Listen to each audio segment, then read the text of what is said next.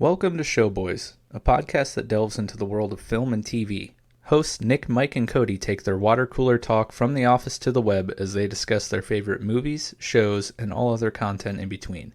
In this week's episode, the boys make their top recommendations on the big three streaming services. So, what's watching?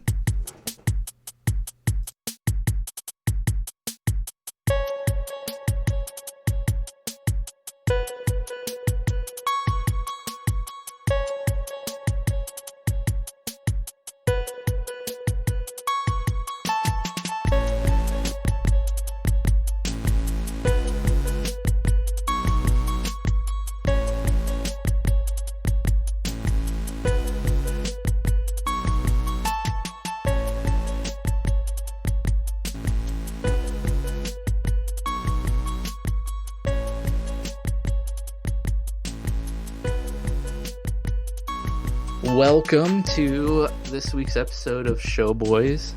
My name is Mike, and I'm joined as always with my lovely co-hosts, Nick and Cody. How you guys doing tonight? Doing splendid. Great. Tomorrow's Friday. True. Love Fridays. The best. They're the best. Except for around here.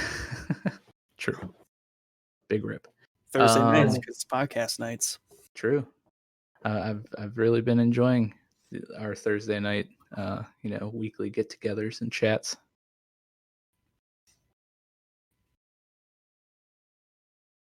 Awkward silence. Oh, I thought my phone died. Nice. Well, before we get into our episode this week, just wanted to update everyone with a few things. As each episode has been released and the weeks have gone by, we've slowly become available on a bunch of different podcast platforms. So we are now available on Google and Apple Podcasts as of last week, which is really exciting. Like two of the big ones.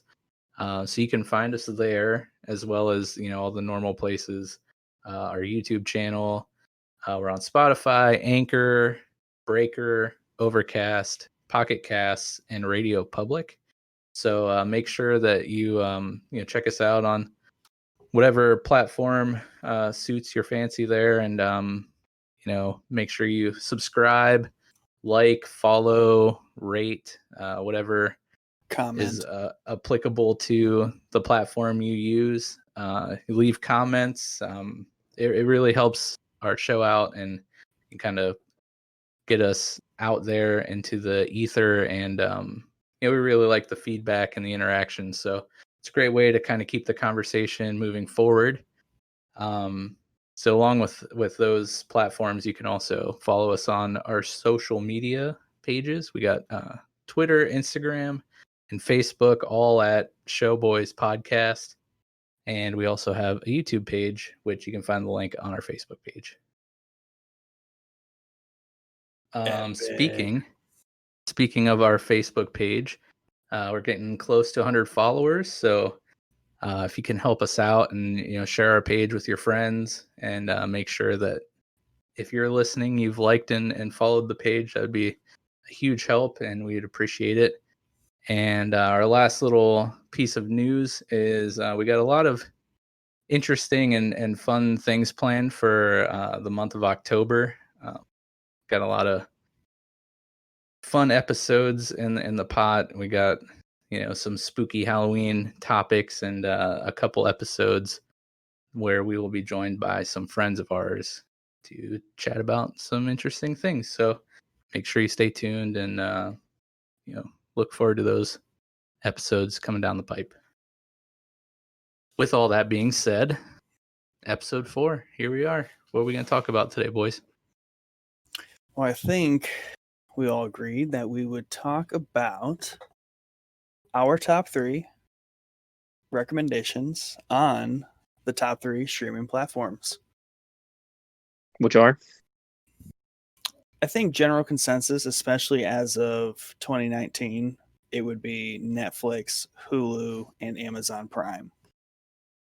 When we came up with this idea for this episode, after a couple days, I started to wonder, like, should we consider Prime in like the top 3? Jeff Bezos insists. Yeah, he gave me $1 million to agree. Oh, dang, you guys are getting paid? Yeah, you're missing out, Mike. In stock options, it sucks. Yeah, it's just straight down at this point. Yeah. Yeah, I really did. Because like personally, it's out of the 3 platforms you rattled off there, it's definitely my least watched. And when I talk with people, it seems like that's kind of, at least the people in my circle kind of are similar to me, where it's like kind of almost a forgotten about streaming service. But yeah, I think a key, and I was actually looking this up earlier in the week because I had the same thought too. I'm like, what is the actual top streaming platforms? And I think it's tricky because like there's tons of platforms that you can stream content on, but I think those 3 kind of hit the mark because they have original content and are big pushers of that, which I think kind of helps put them a little bit above the rest.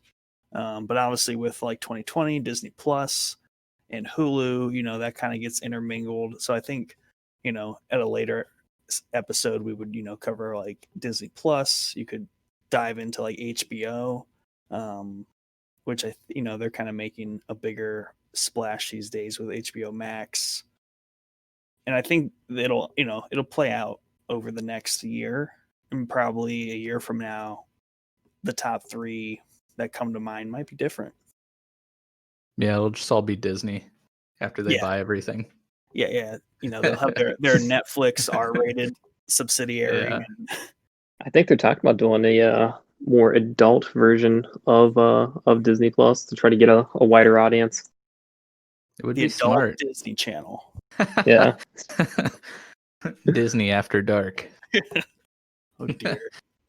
Yeah. No, but this not to like go too far down in the rabbit hole, but like I think we kind of brought this up in our first episode or one of the earlier episodes. I say earlier episode when this is our 4th episode, so I mean we're still in an earlier episode. But with Disney like continuing to buy up all these different companies and stuff, like they have to think about broadening their horizons, and making some more R-rated and adult focused content if they're going to continue to buy things like Fox and Hulu and whatever other million companies that they've purchased by now. Yeah, I mean, outside of Star Wars, I don't know if there's anything else that I'd really want to watch on Disney Plus, which is why I haven't actually got around to it yet. Yeah.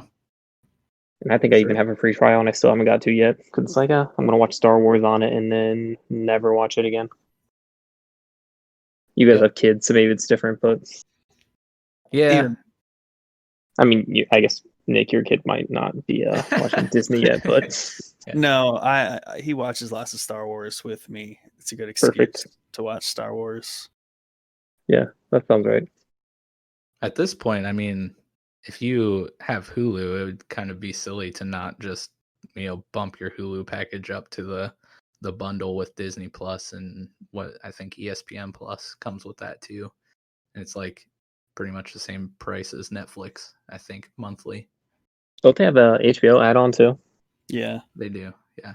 I think so you can basically do it all through the Hulu app. Yeah, I think you could do other premium channels like Stars or Showtime. I'm not certain, so I could be wrong, but I think that's accurate. Yeah. Yeah, sounds right. But yeah, so and the whole thing with HBO too, that was kind of the service that in my opinion could compete for that 3rd slot with Prime. I don't know really of any other. I don't think Disney Plus is really up to that level yet, but right. I think content wise, my personal opinion, content wise, HBO blows them all out of the water, but due Mhm. to its accessibility, over the past like 20 years, I think that's why it's just not hugely popular. It's just like everything on there is so good, but it's just very niche to the people who have watched it. It's Yeah. not like you can up until like last year, you couldn't just sign up for HBO. It was not as accessible as Netflix is. Yeah, it's also a Right. lot more expensive. Right. Everybody says, I'll pay the 9, 10, 12, whatever it is now for Netflix, but nobody wants to cough up the money for HBO. How much is HBO? Because I've been talking like literally for probably 6 months to the last year. Like Yeah, every month or two, like, man, I really want to like sign up for HBO.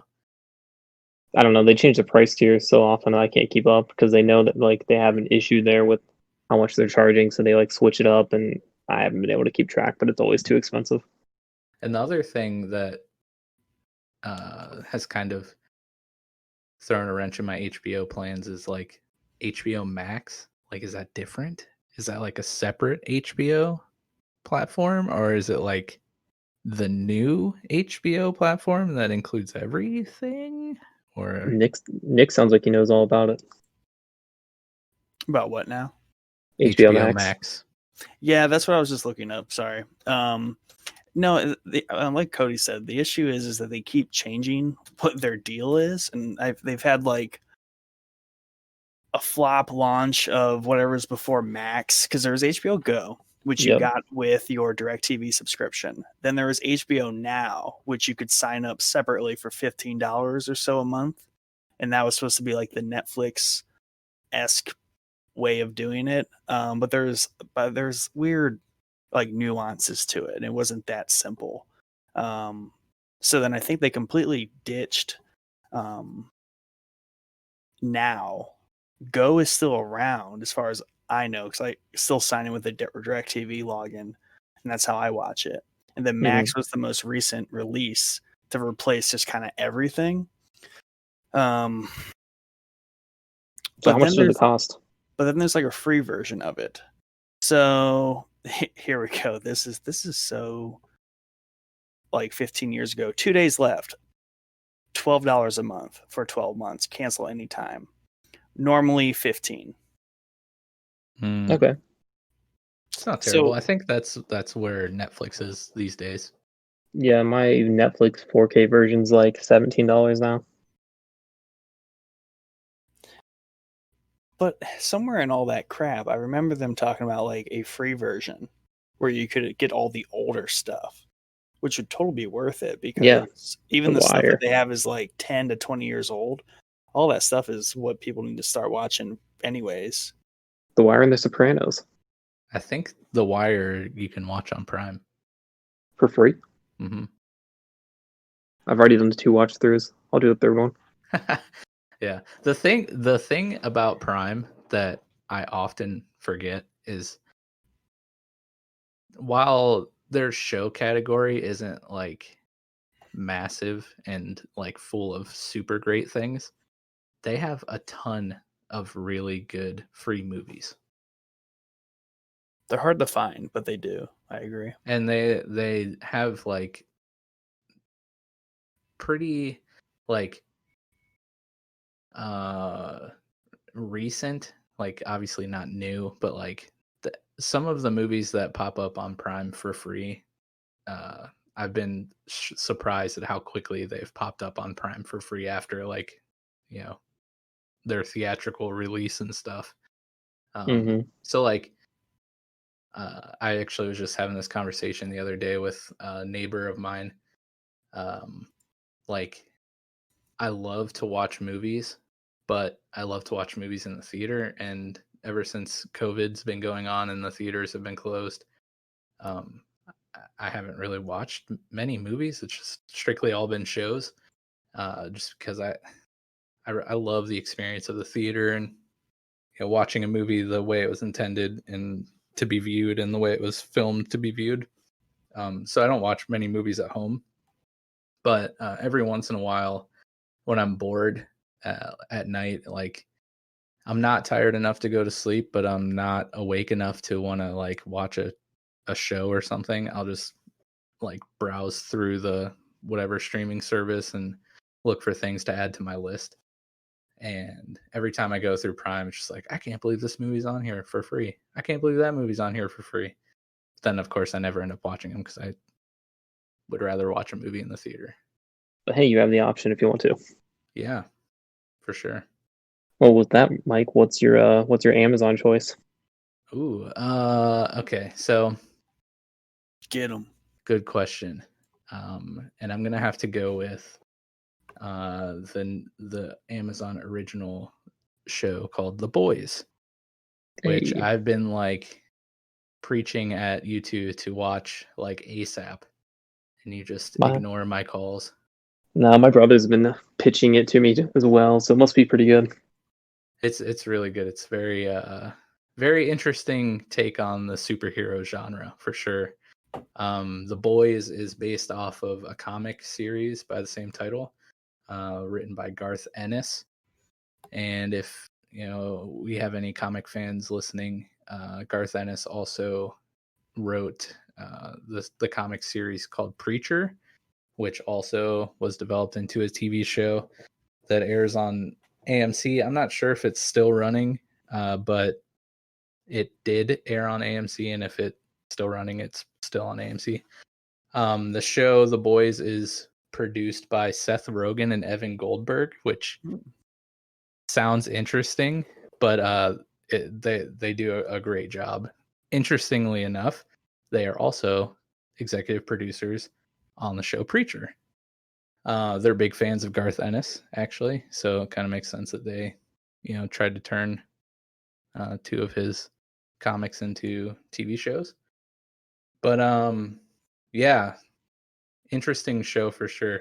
You guys haven't seen any episodes or any None trailers or whatsoever. anything for the show? Not at all.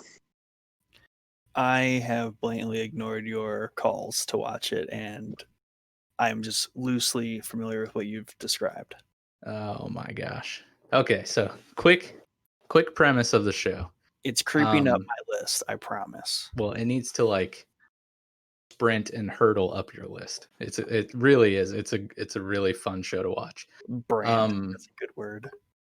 Yeah, it sounds What? made up. Brand Oh. is a good word. I'm looking that up. Sounds fake. It's a goose. Oh my gosh. Quick premise on the show though. You follow the character Huey, who is played by Jack Quaid, son of Dennis Quaid. Whoa. He I want to tell you guys about it, but I don't want to like spoil anything. Something tragic happens to Huey in the first few minutes of the first episode that involves a superhero who is a part of a group called the Seven, which is like this world's version of the Avengers or the Justice League. And like very quickly, like within like the first 10 minutes of the show, you're like, whoa, this is really messed up. And basically you learn that like the world is, full of superheroes, but they're like exploited by a huge corporation called the Vought Corporation and marketed and just completely used to rake in all the money that is printed. They're like the superheroes are more concerned about their Image. public appearance, their image, making tons of money and using their powers to benefit them instead of like being servants of the people and actual heroes. So it's like just a super dark take on what superheroes might actually be instead of how they're portrayed in like comics and stuff. And it's just the main character Huey and the other main character that kind of comes into Huey's life called Billy Butcher, who is played by Carl Urban. They're both like really well acted, really well written characters. It's super funny. The superheroes, they're all kind of based off of DC heroes. So like you have a version of Batman, a version of Superman, a version of Flash, Aquaman, Wonder Woman. Who else? There's like a whole bunch of different heroes, but like the majority of them are based loosely on some of the more popular DC heroes. And it's like it's a hard show to describe other than it's like very dark, very funny, and like very brutal. But basically you follow Huey and Billy Butcher on their quest to kind of take down the Seven and the superheroes. It's I think on that, when you first described it, I mean, I think I was generally disinterested in superheroes at the time, just because that all came to its peak with Marvel kind of happening. So I think I was just kind of burnt out on superhero stuff, and that's why I didn't originally take. But the concept of how, you know, everyone, there's a lot of superheroes, and it's kind of more realistic in the sense that you could see that happening. Like if there were superheroes today, there'd probably be a bunch that were monetized. Oh yeah, and it's great because like they have groupies. They like take advantage of like Wait, normal superhero people. groupies? Yeah, dude, it's hilarious. What? Like it's so funny. But it's like imagine like if superheroes were like rock stars. Yeah. Like that's kind of the vibe. But they like are all douchebags and they're all like super messed up, and just like the parodies of DC's like equivalent heroes are hysterical. Like Superman's version, or yeah, the Superman character in The Boys, his name is Homelander, and he's like super patriotic, like on the surface, but like super vain, like, and just controlling and wants everyone to like worship him. I don't know, him instead of like, I don't know. It's, you guys have to watch it like as soon as you have a free moment. I think that depends on whether Nick's Amazon recommendation is better than yours. Decent segue. I don't think mine is better, admittedly. But it's a good start. Excellent pick, Nick. Next. Yeah, not very much confidence there. No, I mean, okay, so I think it's mostly the nature of it. It's kind of like a period piece, but also kind of you have fantasy. piqued my attention. I love Okay. period Here pieces. it comes. Exactly. Yeah. So my pick for Prime, and it was between this and another, and I guess we'll throw out honorable mentions after each group. But my pick for Prime is The Man in High Castle. Fucker. Oh man! What? See, I knew it was gonna happen. How'd we do that? Full disclaimer: none of us shared our lists with the other people, and we were all overly confident that this would not happen. We literally talked about it. I was sure we would not come up with the same one. Dude, this is the one I was worried. Or was I worried about this or Netflix? No, you were worried about the Netflix pick. Okay. Well, if you're worried about the Netflix pick, I'm worried about it. Like, if you got this one the same, there's a high chance the next one's going to be the same. Wow. I can do my backup if you want to take. No. How about I? No, I'll just chime in. I think we're both recommending it. I'll just chime in and fill in wherever you want. All right. One of my confidence is boosted over Mike's now because yeah, Mike sucks. No, yeah, The Boys I would have recommended just for how much Mike recommends it, but The Man in High Castle, it is a period piece. So basically what it covers, and I believe it's books, Coty fill in there. Yep, 1962 novel. Yeah, so essentially what it does is it rehashes out how World War II ends, and essentially the Nazis in Japan win. And the Japanese take everything up until like the Rocky Mountains. So like that's the West Coast is Japan. And then there is the Rockies, which is neutral, kind of what's left of America. And then everything from the plains to the East Coast is Nazi America. And that's the biggest interesting part that I like about it, because it takes place in this America that was just obviously lost, divided up amongst Japanese culture and Nazi culture. So it does a lot of world building and showing you what New York looks like when the Nazis take over and they kind of turn it into their new seat of power in America. And the same thing with the West Coast, and like you see San Francisco kind of adopted into Japanese culture. So just from those kind of aspects, it's just a really cool show. But the premise around it is the main character, and I'm probably going to explain this terribly, but there's these films that are moving about kind of like this resistance cell, and these films that are made by this person, no one knows really where they come from at first. They show what actually happened in our history, right? So they show the Nazis losing, they show, Japan with the A bombs, and they show this history that we know, but one that's foreign to them.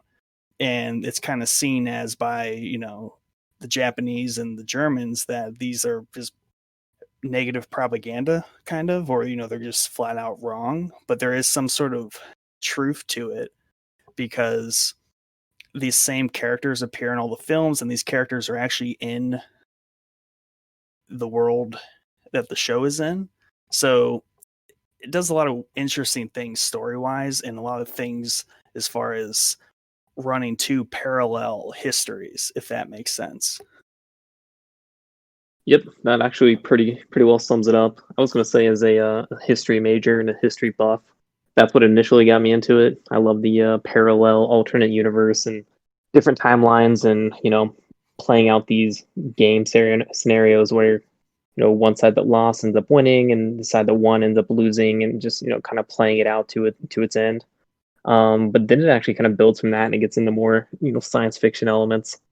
And as you were saying, it was propaganda, or treated like propaganda, and it was burned and banned, and it was treated as fake news.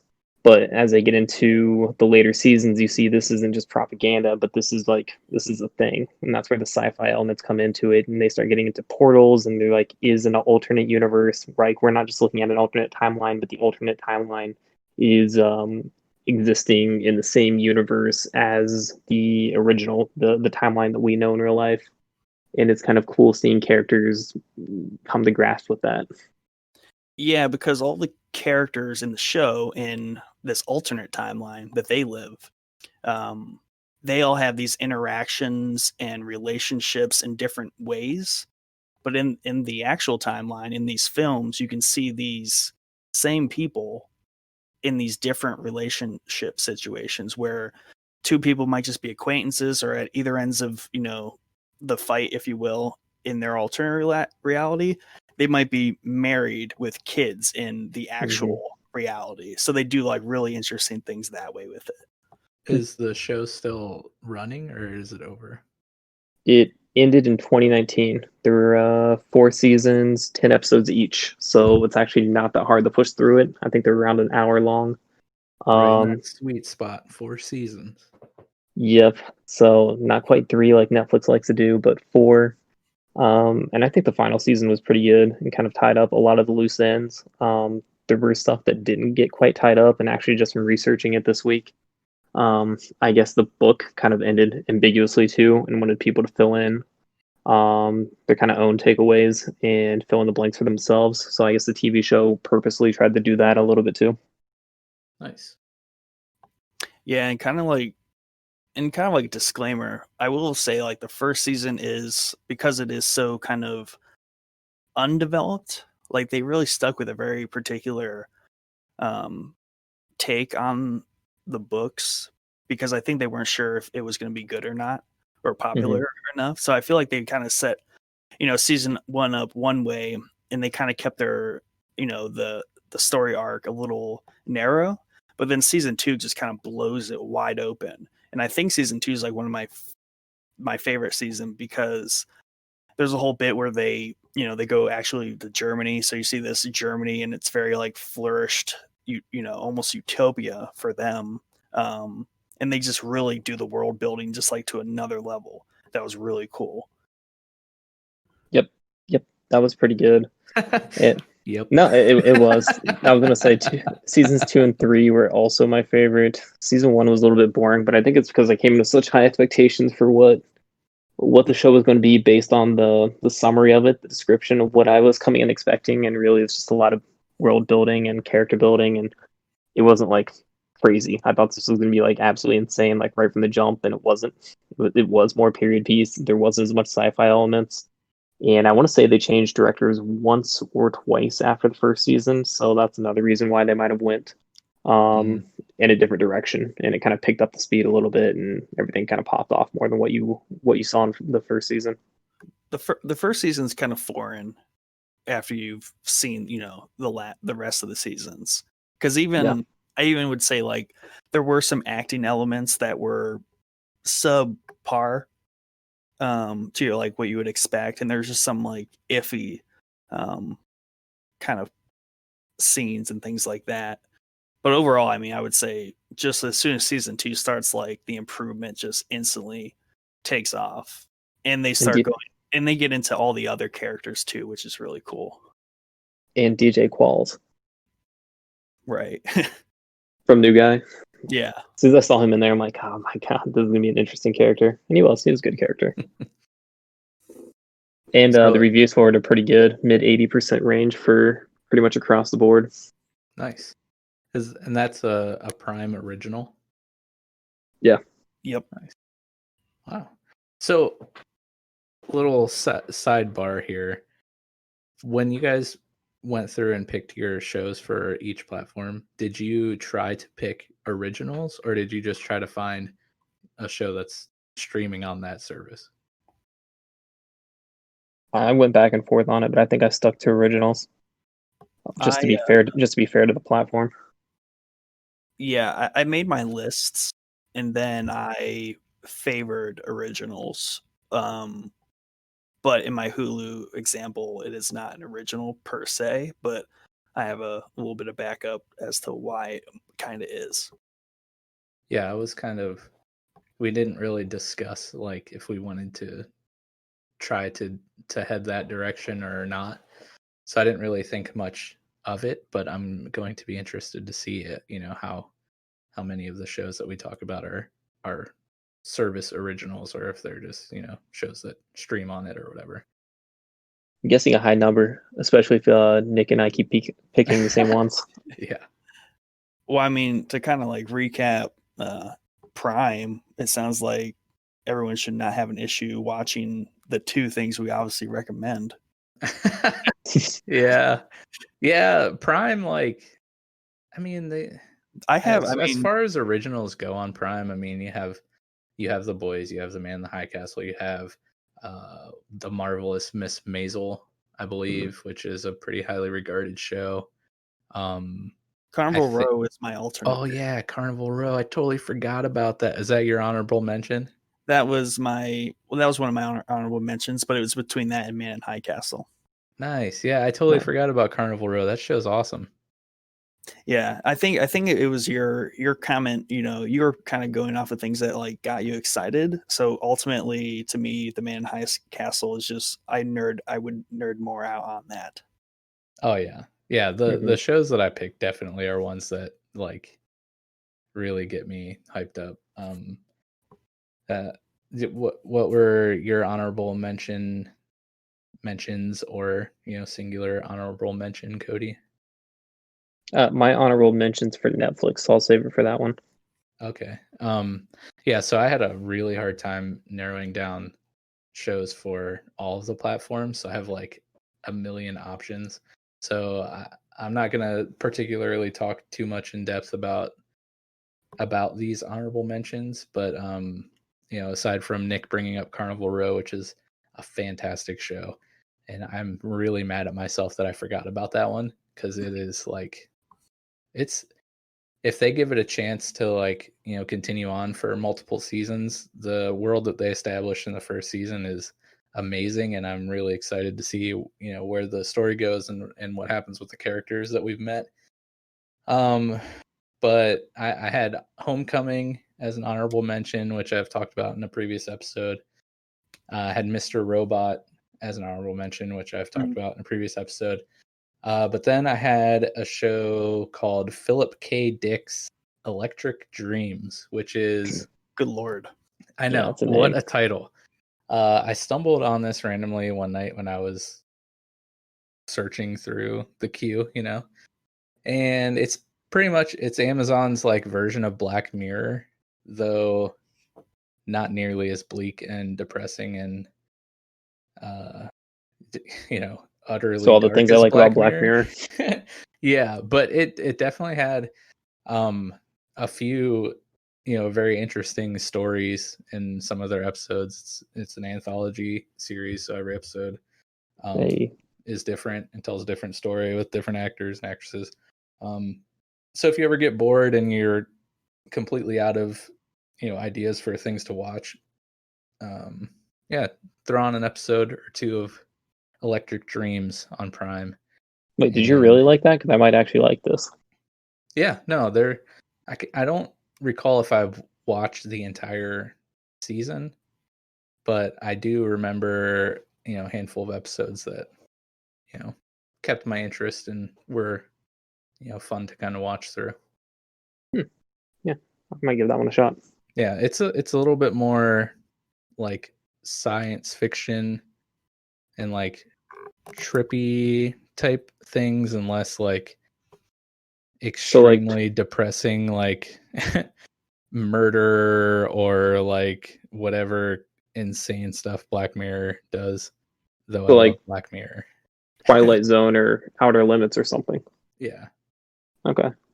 Yeah. Cool. But if I would have remembered Carnival Row and before Nick mentioning it, that would be my honorable mention over Electric Dreams.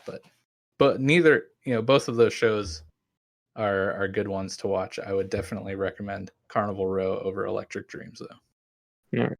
Noted. Quick point on Carnival Row. I feel like and maybe this is an Amazon Prime thing, but I feel if they go with a second season, I feel like it's going to be way better than the first. Yeah. I think that's like the trajectory, you know what I mean? As far as like they set that show up well, it didn't nearly blow me out of the water, but I feel like if they keep going, it will be really good. So, well, Coty would argue with your second season being better than the first when it comes to Homecoming. Not quite. Good. Not better. Not better, yeah. Not better. So Amazon's out of the way. No more honorable mentions from Amazon? Nope, I'm good. Cool. All right. So Coty, what did you pick for Netflix, since we kind of were talking about that? No, I have a theme to mine. We have to do Hulu next. Okay, Hulu. What's up? What's your pick for Hulu? All right, I stuck the dystopian for Hulu, so that's why you got to go next. Hulu, I did The Handmaid's Tale, and I think we've talked about that before. Oh, dude, I don't want to speak out of turn here, but I feel like go for it. That's really close to being a show that Nick would have picked. I will admit it was my second choice. There it is. I ultimately did against it. Wow. Something about great minds and thinking alike. That would be my Hulu honorable mention, though. It's a good choice. It's a great show. Well, and that's why I picked it. And next. No, it's good. It's good. It's good. Well, Nick can chime in whenever, and then since he's also seen it and liked it. But it's another dystopian future. It's set around, I think, 2005. So obviously that's not future to us, but I think the book was written back in the 80s, 1985. So it was written in a future time period. There's a second Civil War that breaks out. So again, this is kind of like Man in the High Castle-esque. You have something in history happening that didn't really happen. And you get to see again what happens to America and how it looks different and what's changed. It touches on a bunch of themes that most people would find interesting. Gender and politics and religion gets touched on, and So all the things that bring us all together, right? yeah, exactly. I don't think it's overly political, meaning that if you are on one side of the aisle, you would love or hate it, though obviously it's written from a viewpoint that probably more aligns with one side than the other. However, I think you can watch it and put that aside and still enjoy it just fine.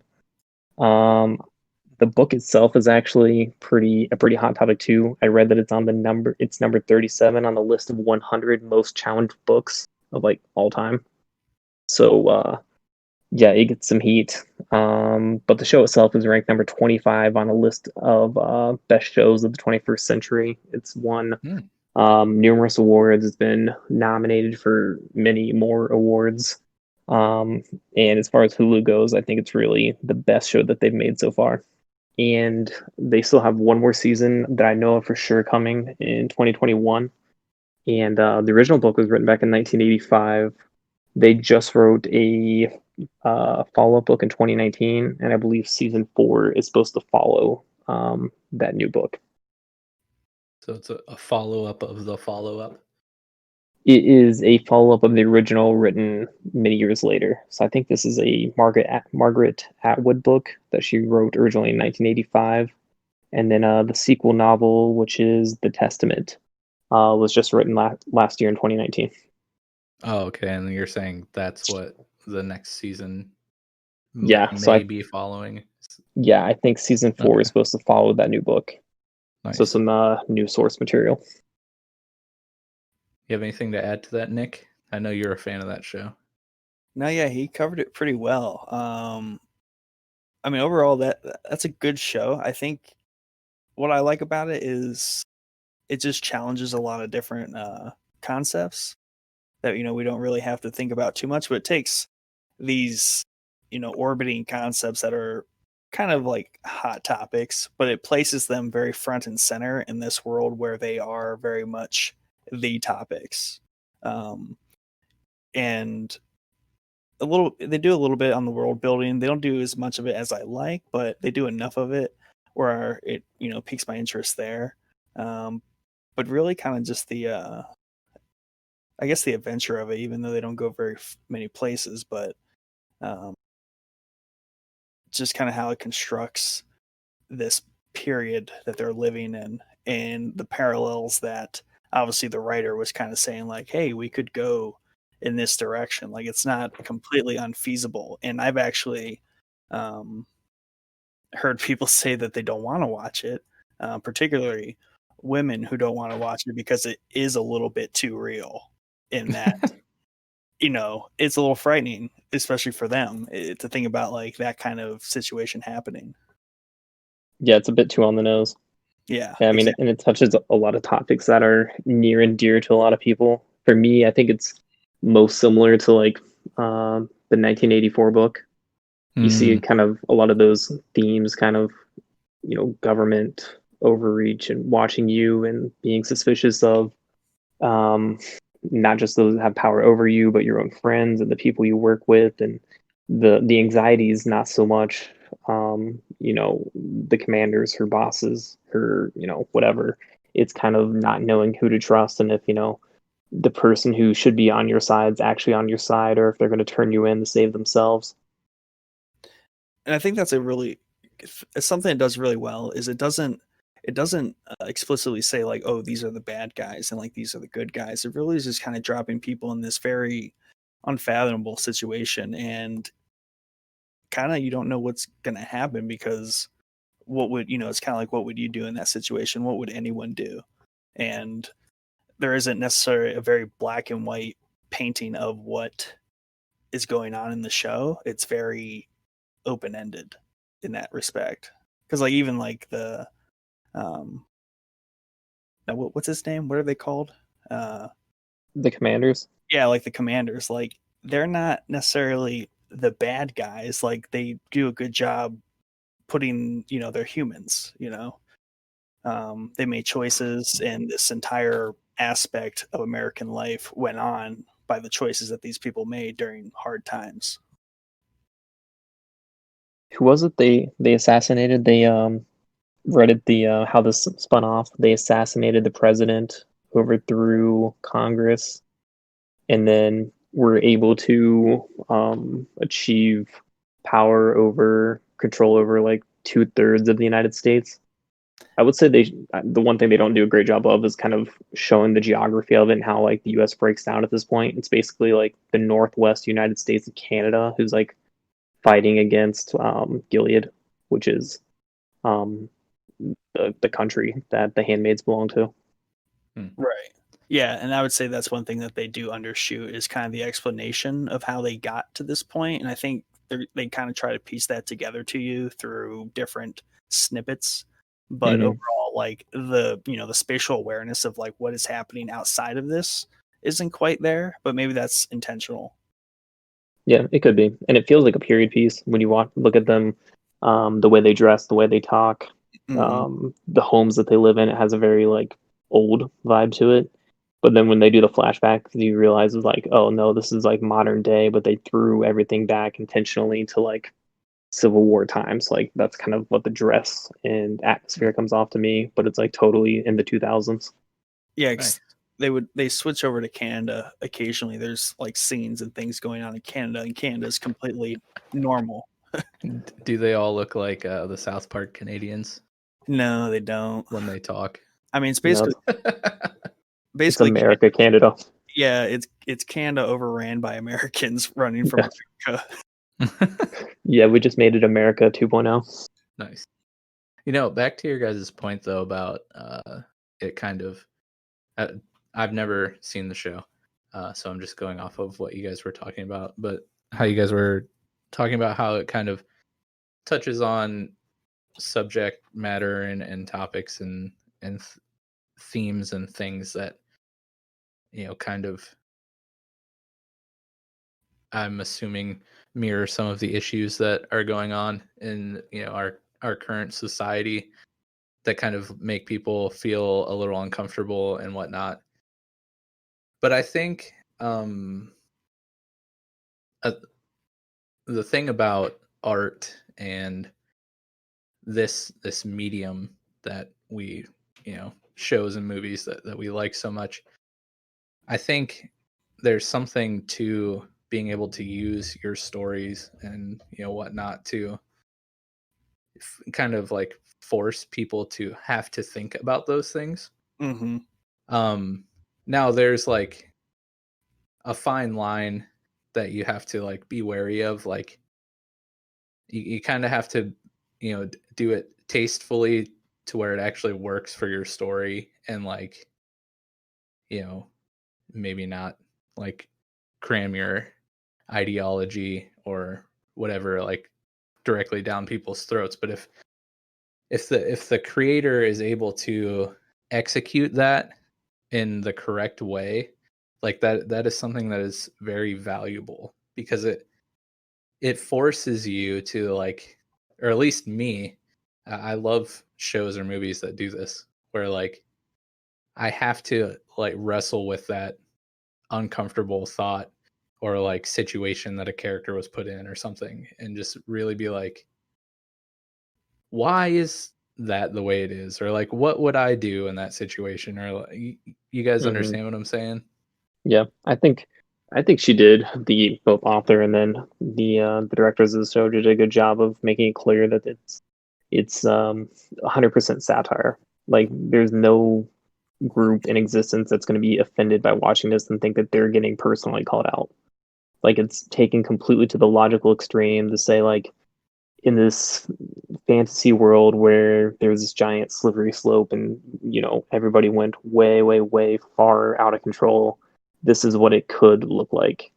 But I don't think anybody would watch this and be like, oh yeah, they're picking on us, or they're calling out us in some type of way. If you feel called out by it, that's probably more of an issue with you than the writer at this Yeah. point, because it's pretty extreme.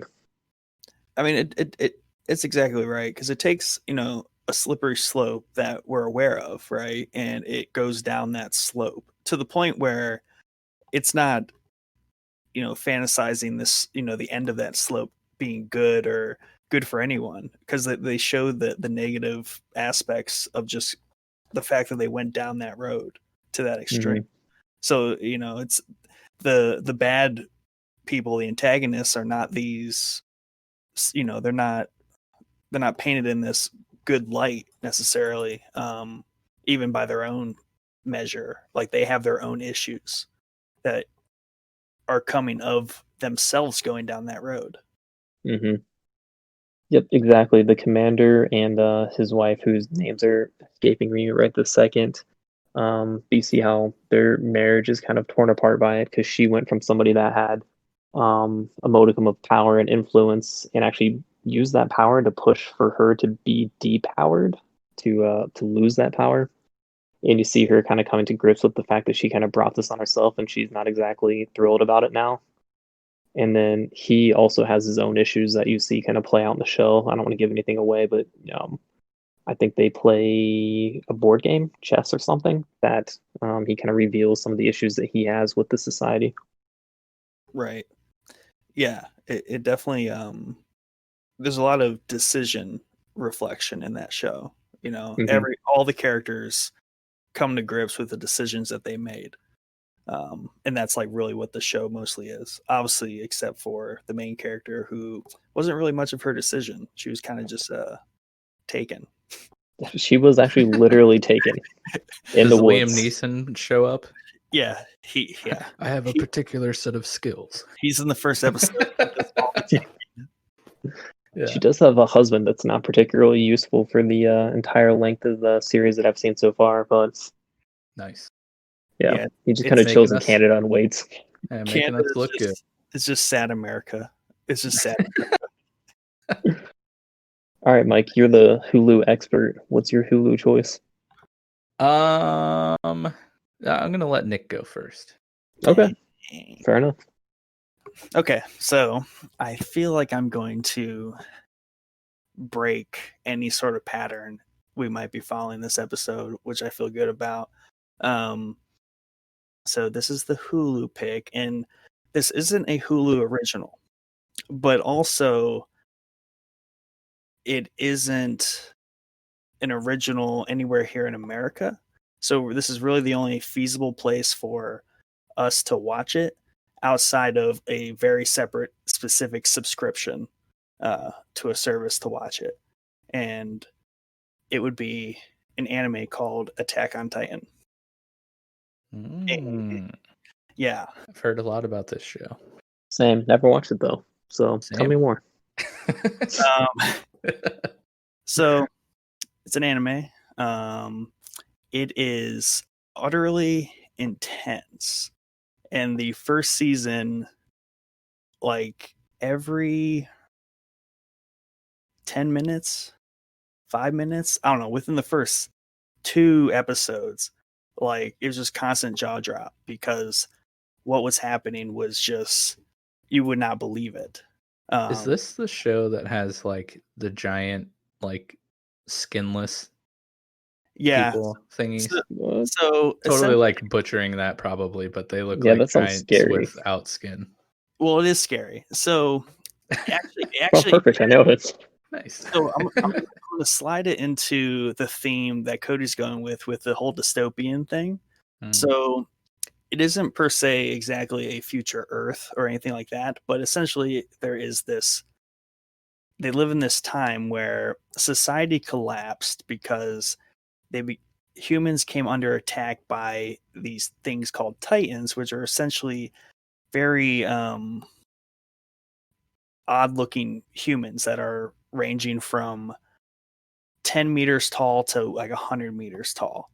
And they're initially portrayed as these mindless things that just, their whole intention is just really to just go eat people. So all of humanity has just been eaten to near extinction until there's this society that exists where there's a series of walls, and we're talking like 100-meter walls, and I'm going to say meter with everything because that's the system they use in the show. Yeah, we don't use that in America, so go ahead and switch that to feet. Lots of feet, very Okay, tall, lots of feet. Many, big, many tall, feet.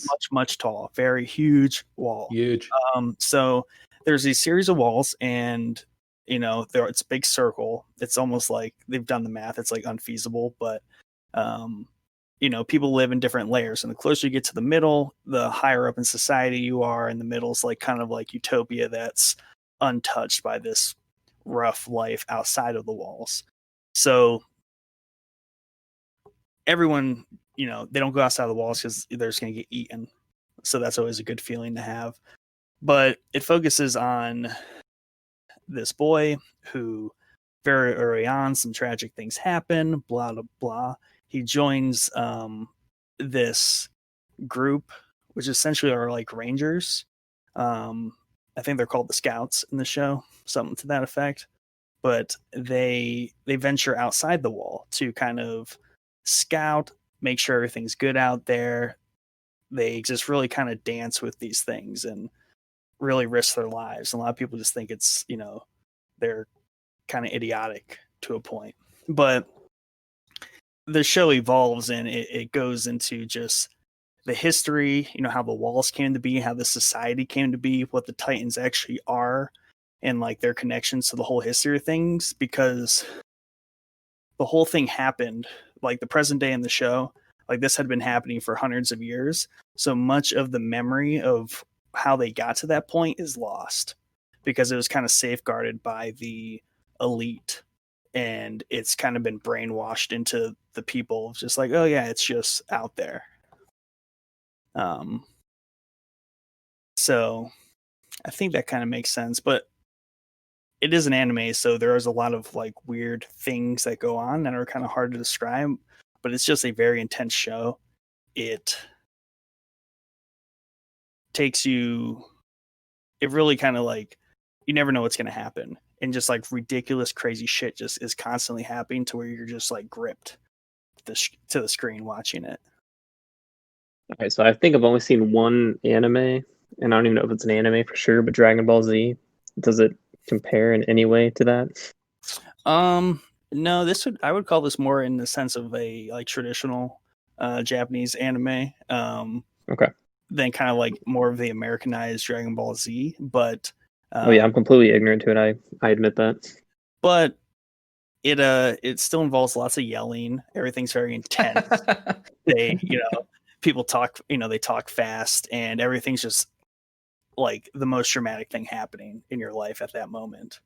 But cool things that the show does, like they kind of use these they're like holster things that are like steam powered or whatever, and they shoot these zip lines from their hips basically, and they like swing through the city, and that's how they fight the Titans. So the action in it is really cool, and it's all about like just like stabbing the Titans in the neck or whatever.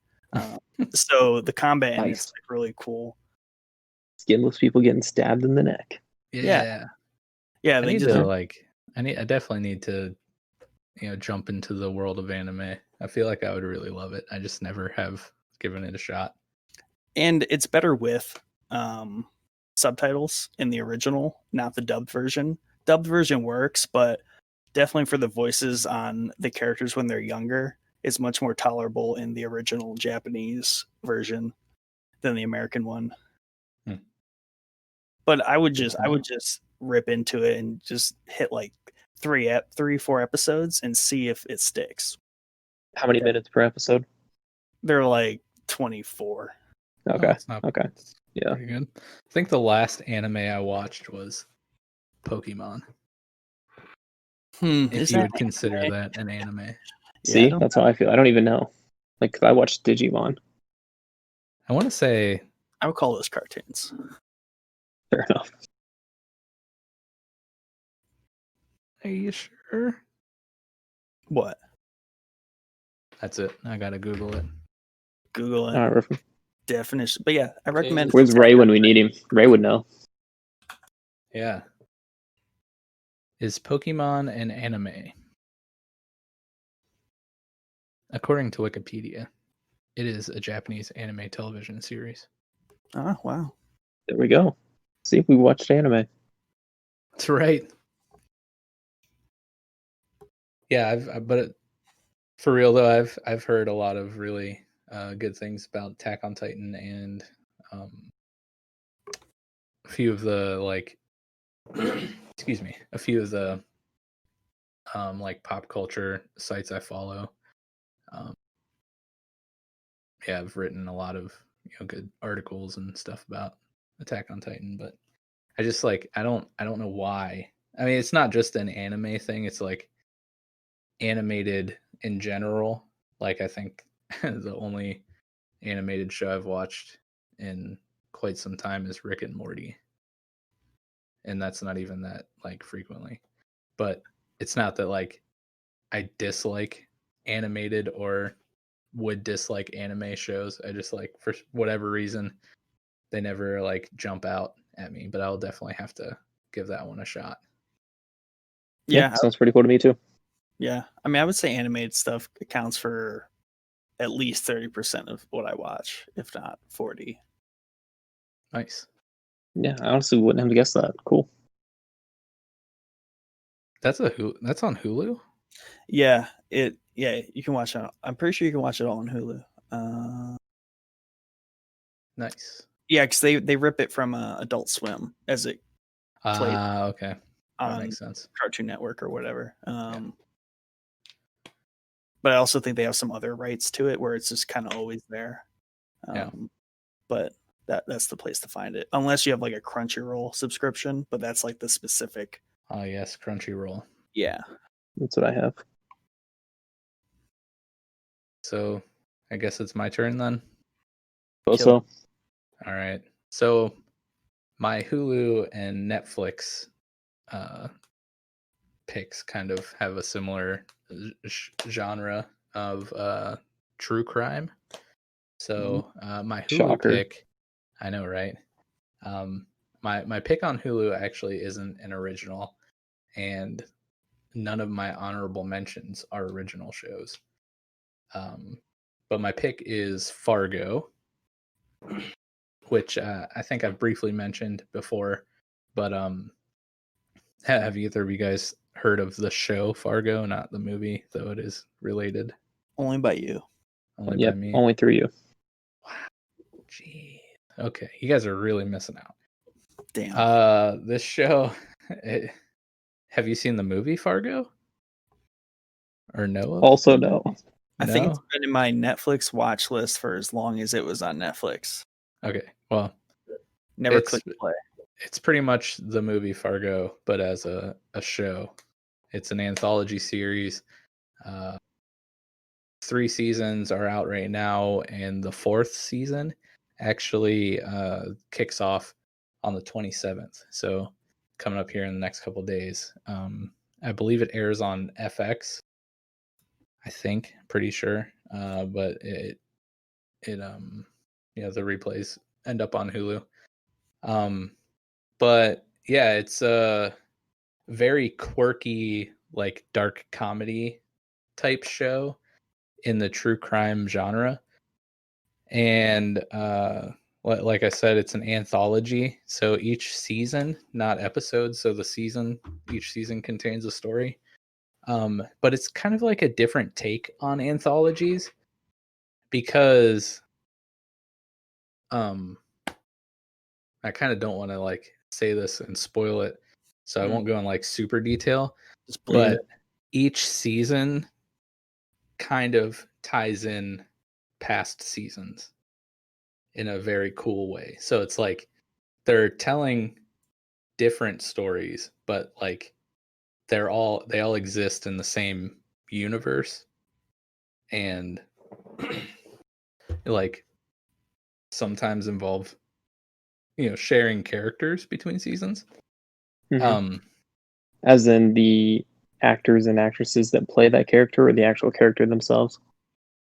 Actual like character. American Horror Story style, or no, like again, I don't want to give away too many details, but okay, yeah, like yes, characters, not beautiful actors and actresses. Well said.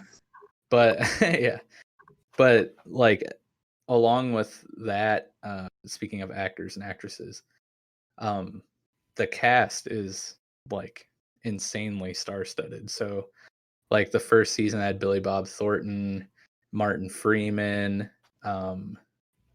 The new season that's about to come out here, season 4, has Chris Rock, Jason Schwartzman.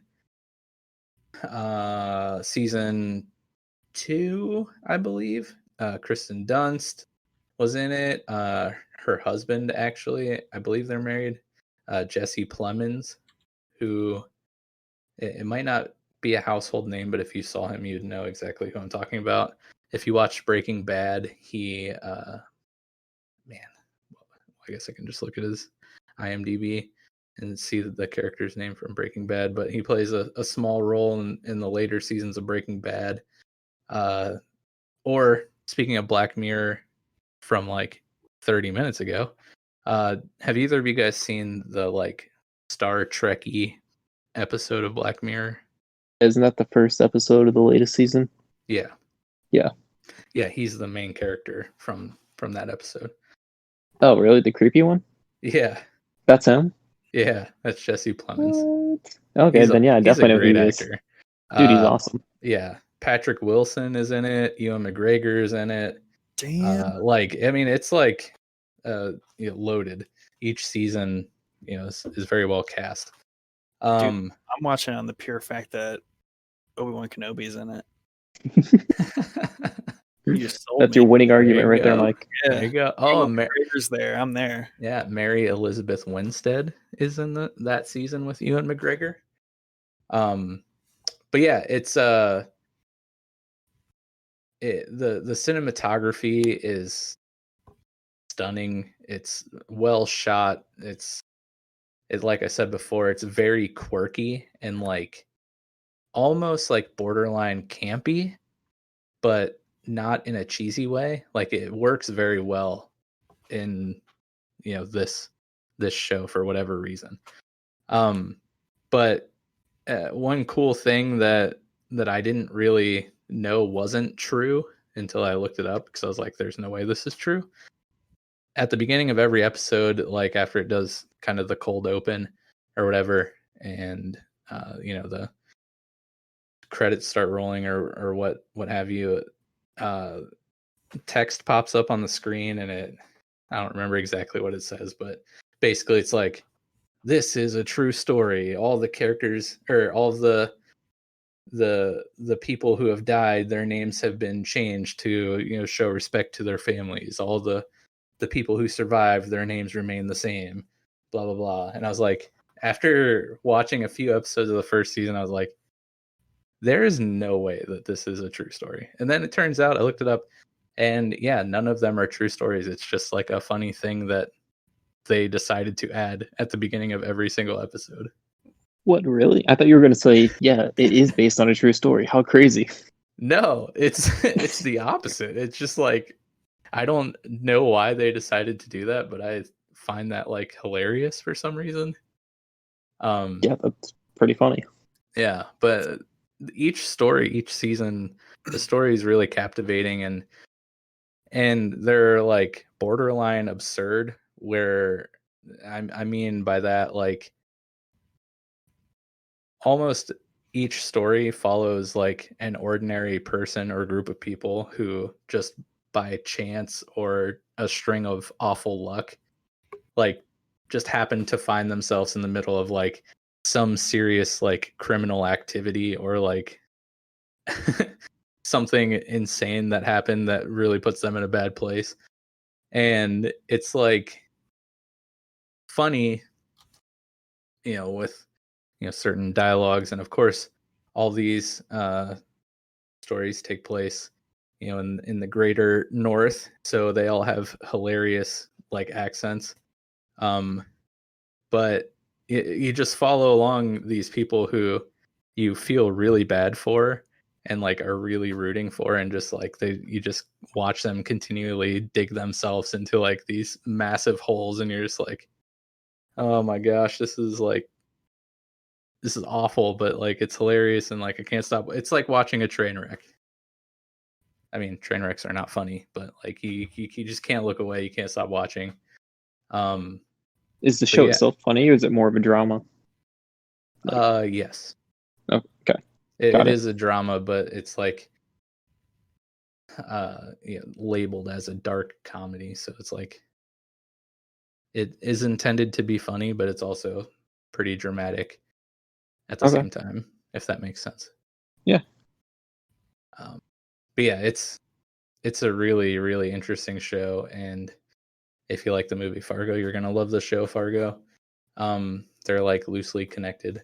But yeah, I'm really excited for season 4, and like I was saying, like Chris Rock is one of the main characters in season 4, which I'm like really looking forward to this story and seeing if they continue on with the trend of somehow figuring out a way to intertwine the past seasons, because I believe season 4 takes place like a couple decades prior to the other seasons, so I'm kind of interested to see if they keep the trend up, and if they do, how they execute that. Yeah, that sounds pretty cool. I had several. Nick, you there? Yeah, I think Nick fell asleep. Nick, you dead? I am alive. I did have a handful. Hulu was probably Netflix was the hardest one for me to decide on, but like I had the most options to choose from in Hulu. Just I seem to go through the platforms and phases, and for whatever reason, the last several months I've just been on a huge Hulu binge.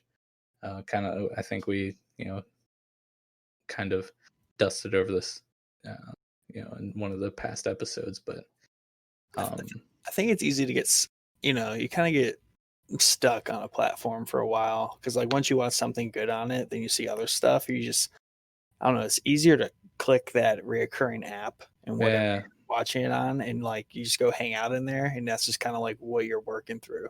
Yep, and then you at some point you're like, oh crap, I've watched everything. I need something Mike, new. I think that's just you. Oh, I feel terrible now. Real. Thanks. Mike's just like, well, I finished Netflix. Yeah, what's next? I win. When's Netflix 2 come out? But yeah, so this one I had quite a few honorable mentions, and there's one I kind of want to not go into super detail about, but it was very hard for me to pick between Fargo and this one. But I'll mention the other ones that I'm not going to really talk too much about, other than say you should watch the show Black Sails. Great show, period piece. If you like pirates, you'll like Black Sails. It's pretty neat. Preacher, which I kind of mentioned when I talked about The Boys.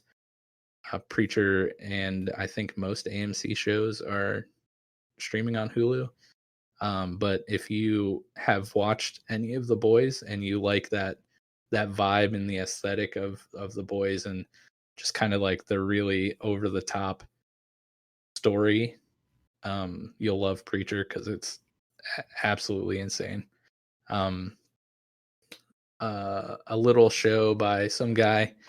I'm not sure if either of you guys have heard of Donald Glover, but he has this show called Atlanta. Yeah, boy. Charles Gambino. Yep. Man, I forgot about that. I know. Atlanta was so good. Apparently, we're supposed to get more Atlanta, but it's been like, what, 2 years? Yeah, maybe 3. He's supposed to be retired, drop an album, and all the above since whatever. Yeah. But one more quick off the cuff. I just tonight, actually, before we hopped on this on Discord here to record this episode, I finished season 1 of The Terror on. It's also an AMC show, also an anthology. Really, really interesting. I recommend that. Go check it out. But the one honorable mention I really wanted to talk about was a show called What We Do in the Shadows, which is another FX show. If you could take like a house full of vampires and then like drop them into The Office or Parks and Recreation, like that's what we do in the shadows. That's exactly what it is. It's a really, really funny show, filmed in the mockumentary style. But it basically, a documentary crew follows this house of vampires that live in Staten Island, that have been living in America for hundreds of years, and that came over to America to like dominate, the new world and turn everyone into vampires. But they all like really suck at being vampires, so they've just kind of been living in Staten Island. And it's like, it's so funny. If you like The Office, if you like Parks and Rec, and you're also a fan of horror, the horror genre, and like, monster, werewolves, vampires, all that stuff, the show does an excellent job of just digging into all of those tropes and like taking them to the max, and it's hysterical. So like the Twilight meets The Office. Yeah, I think vampires in Staten Island sounds pretty cool. dude, it's so funny, and it's a shorter show, so if you're just looking for something quick to watch, it's great. You will not be disappointed. And it's actually kind of like Fargo, but more based off of a movie by the same title called What We Do in the Shadows, which was written and acted by Jermaine Clement and Taika Waititi, the director of Thor Ragnarok. And 1/3 or 1/2 of Flight of the Conchords. Don't remember how many people are in Flight of the Conchords, but that's where Jermaine's from. But yeah, great show. It was really hard for me to pick between Fargo and What We Do in the Shadows. Nice. Well, that's Hulu. That's Hulu. That's Hulu. Good choices. Yes. So, Netflix. Who wants it? Oh boy. Sounds like you. Sounds like me. All right. Well, you get to hear me ramble on even longer. Well, it was your hardest pick, so that's true. Yeah. And we're dying to know what you finally settled on.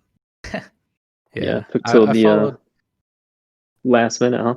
Yeah. No, really, like I was writing this up like right before we jumped in this here. But actually Netflix, I almost picked a movie. Okay. Which we didn't really talk about. I almost picked Scott Pilgrim vs. the World. Not a Netflix original, but very good movie that is super niche and like really obscure that I wish more people knew about.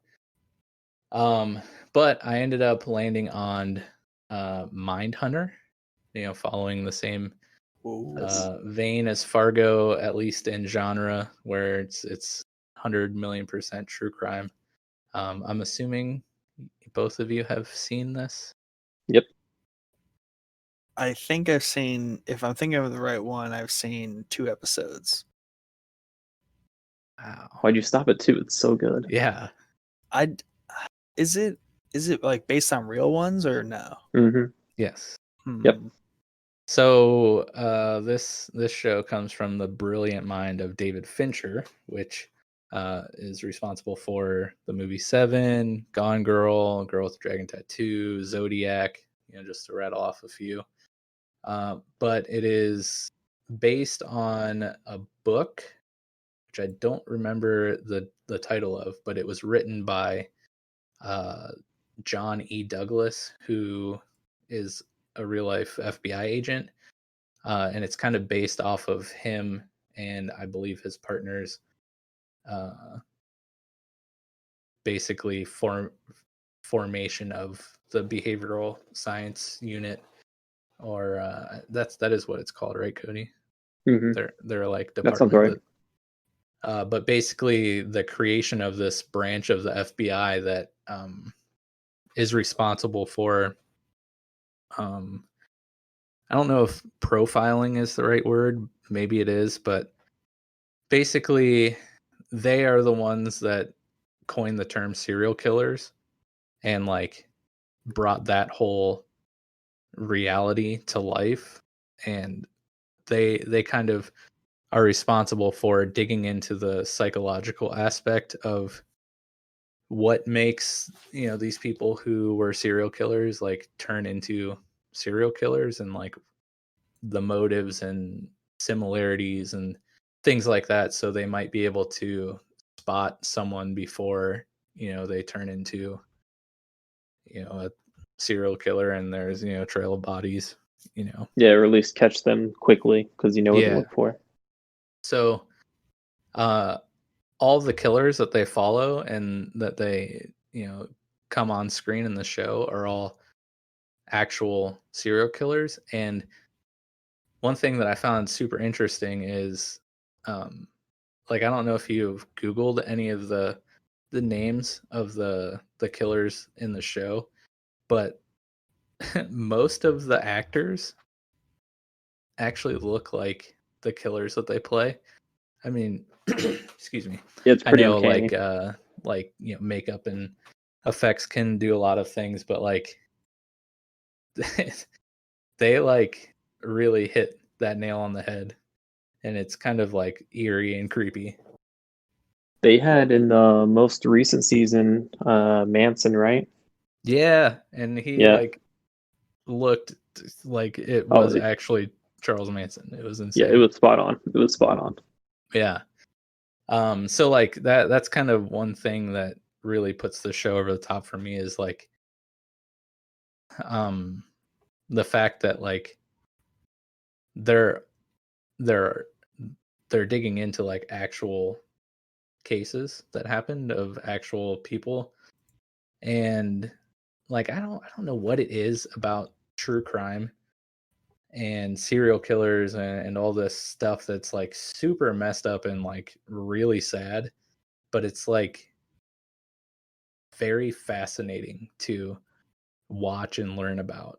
Like I can't really explain it, but like there's something there that just kind of like pulls you in and makes you want to, I guess, learn like what could be going on in someone's, you know, brain or makeup, or what happened to a person like this that would drive them to do such like unthinkable things to people, you know.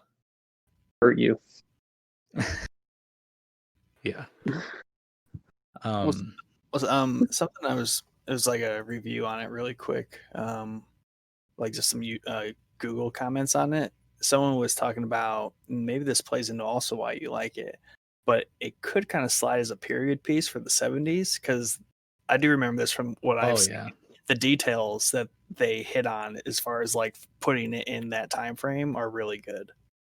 Yeah, that's one of the bullet points I wrote down was the aesthetics and like the environments that um you know you see in the show, and like the props and the costume design.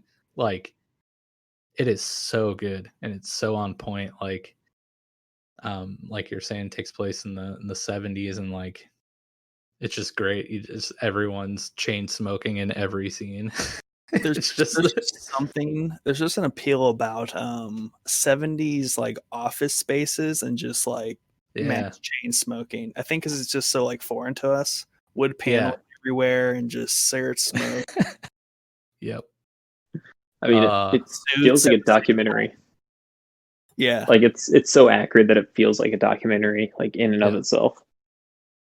Yeah, and one of the things that makes it kind of interesting too is like it's a different take on the genre, where a lot of the genre is more focused on like the crimes themselves and like putting those on screen.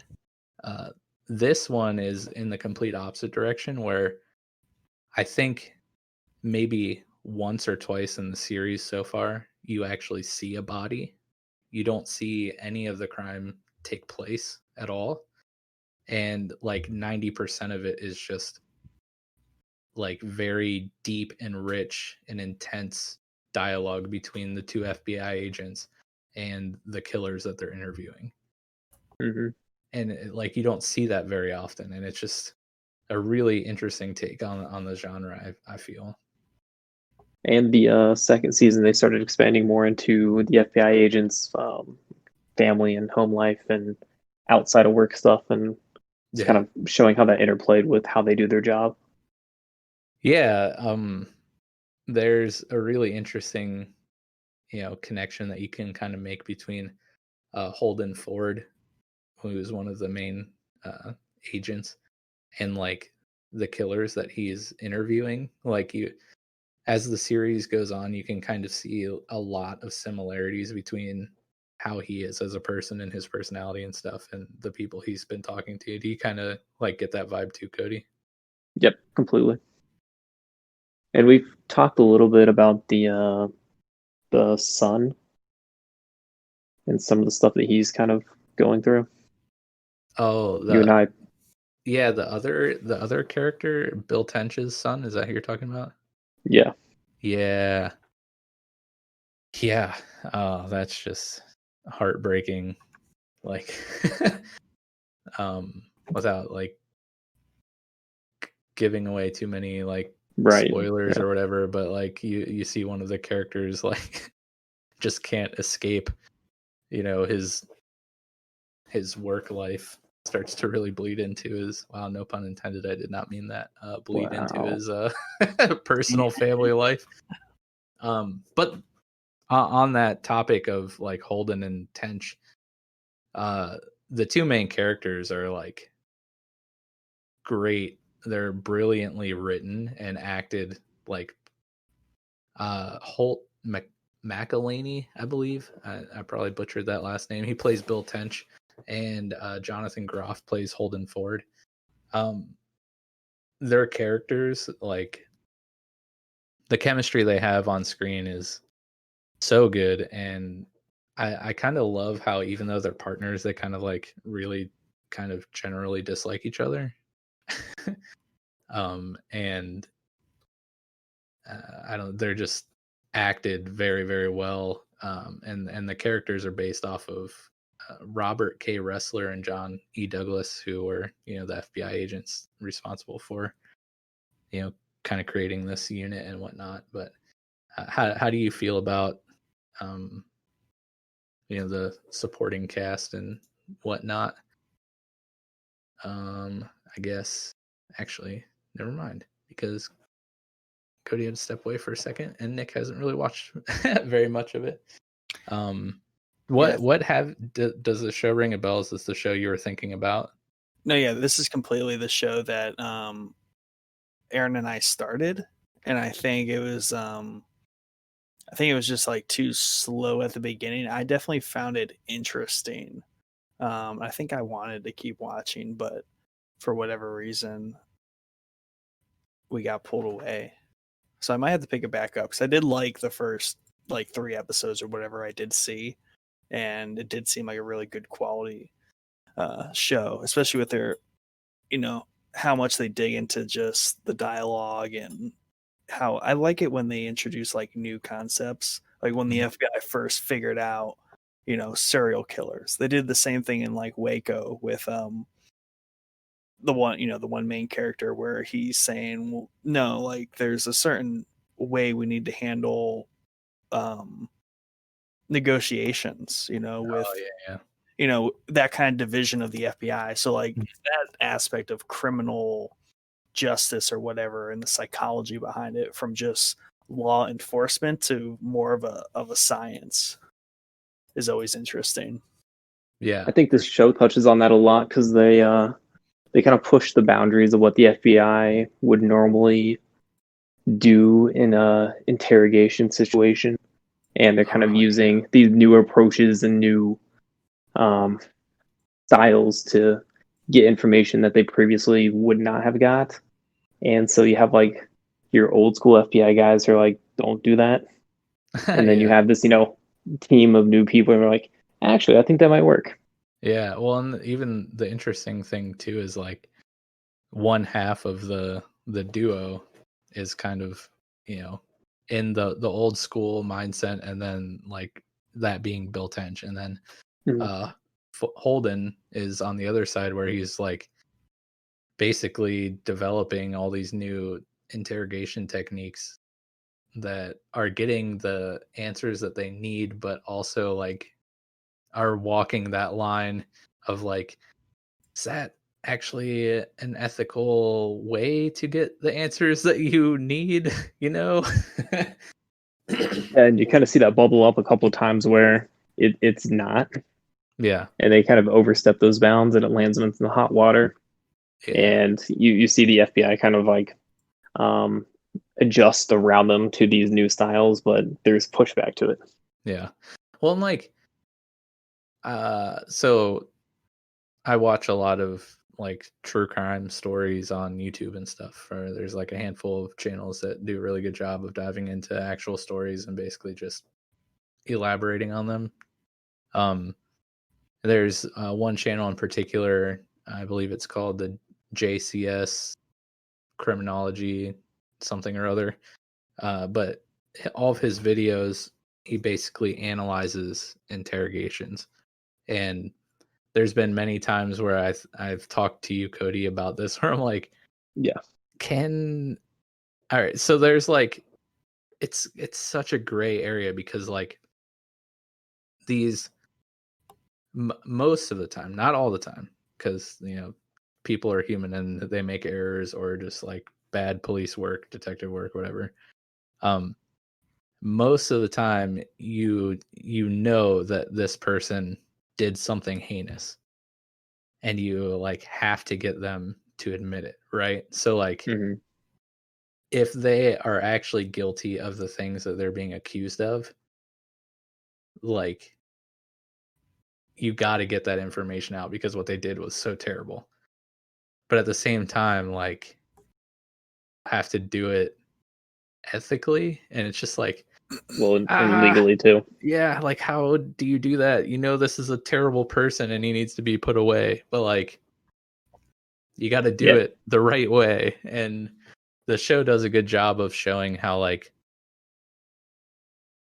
them trying to straddle that line and sometimes crossing the line, but it kind of puts you in an uncomfortable situation where you're like, I know that's a terrible person and they need to be put away, but like, I feel kind of gross that was how they got put away, Yeah, it's all on a scale, a sliding scale of, that's mostly okay, that's kind of okay, that's walking the line, and then that's over the line, and then that's just terrible. Yeah. And you kind of see a splash of each notch on that scale play out in different ways. And sometimes you're like, these people are definitely guilty, so I don't feel as bad. But other times you're like, I don't know if they're guilty or not, and they definitely shouldn't have been, interrogated in that manner. Right. And so it's no, keep going. There are plenty of real life examples of people being put away for things that they did not do. Yeah, so that's not a new thing.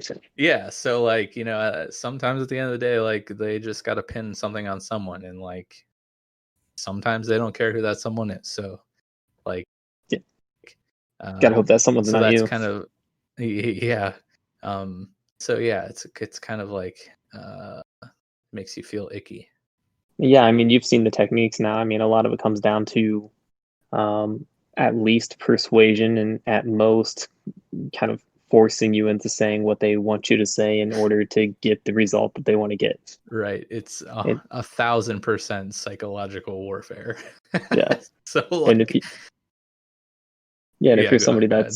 if you're somebody that's not aware of what's going on, or have an impairment of some type that makes you more at risk for being persuaded, then it's Yeah. especially tricky because I think Making Murderer series, Brandon Dassey was noted for having some learning disabilities and whatnot, and definitely the techniques that they used on him would be unethical at best and illegal pretty much in most places.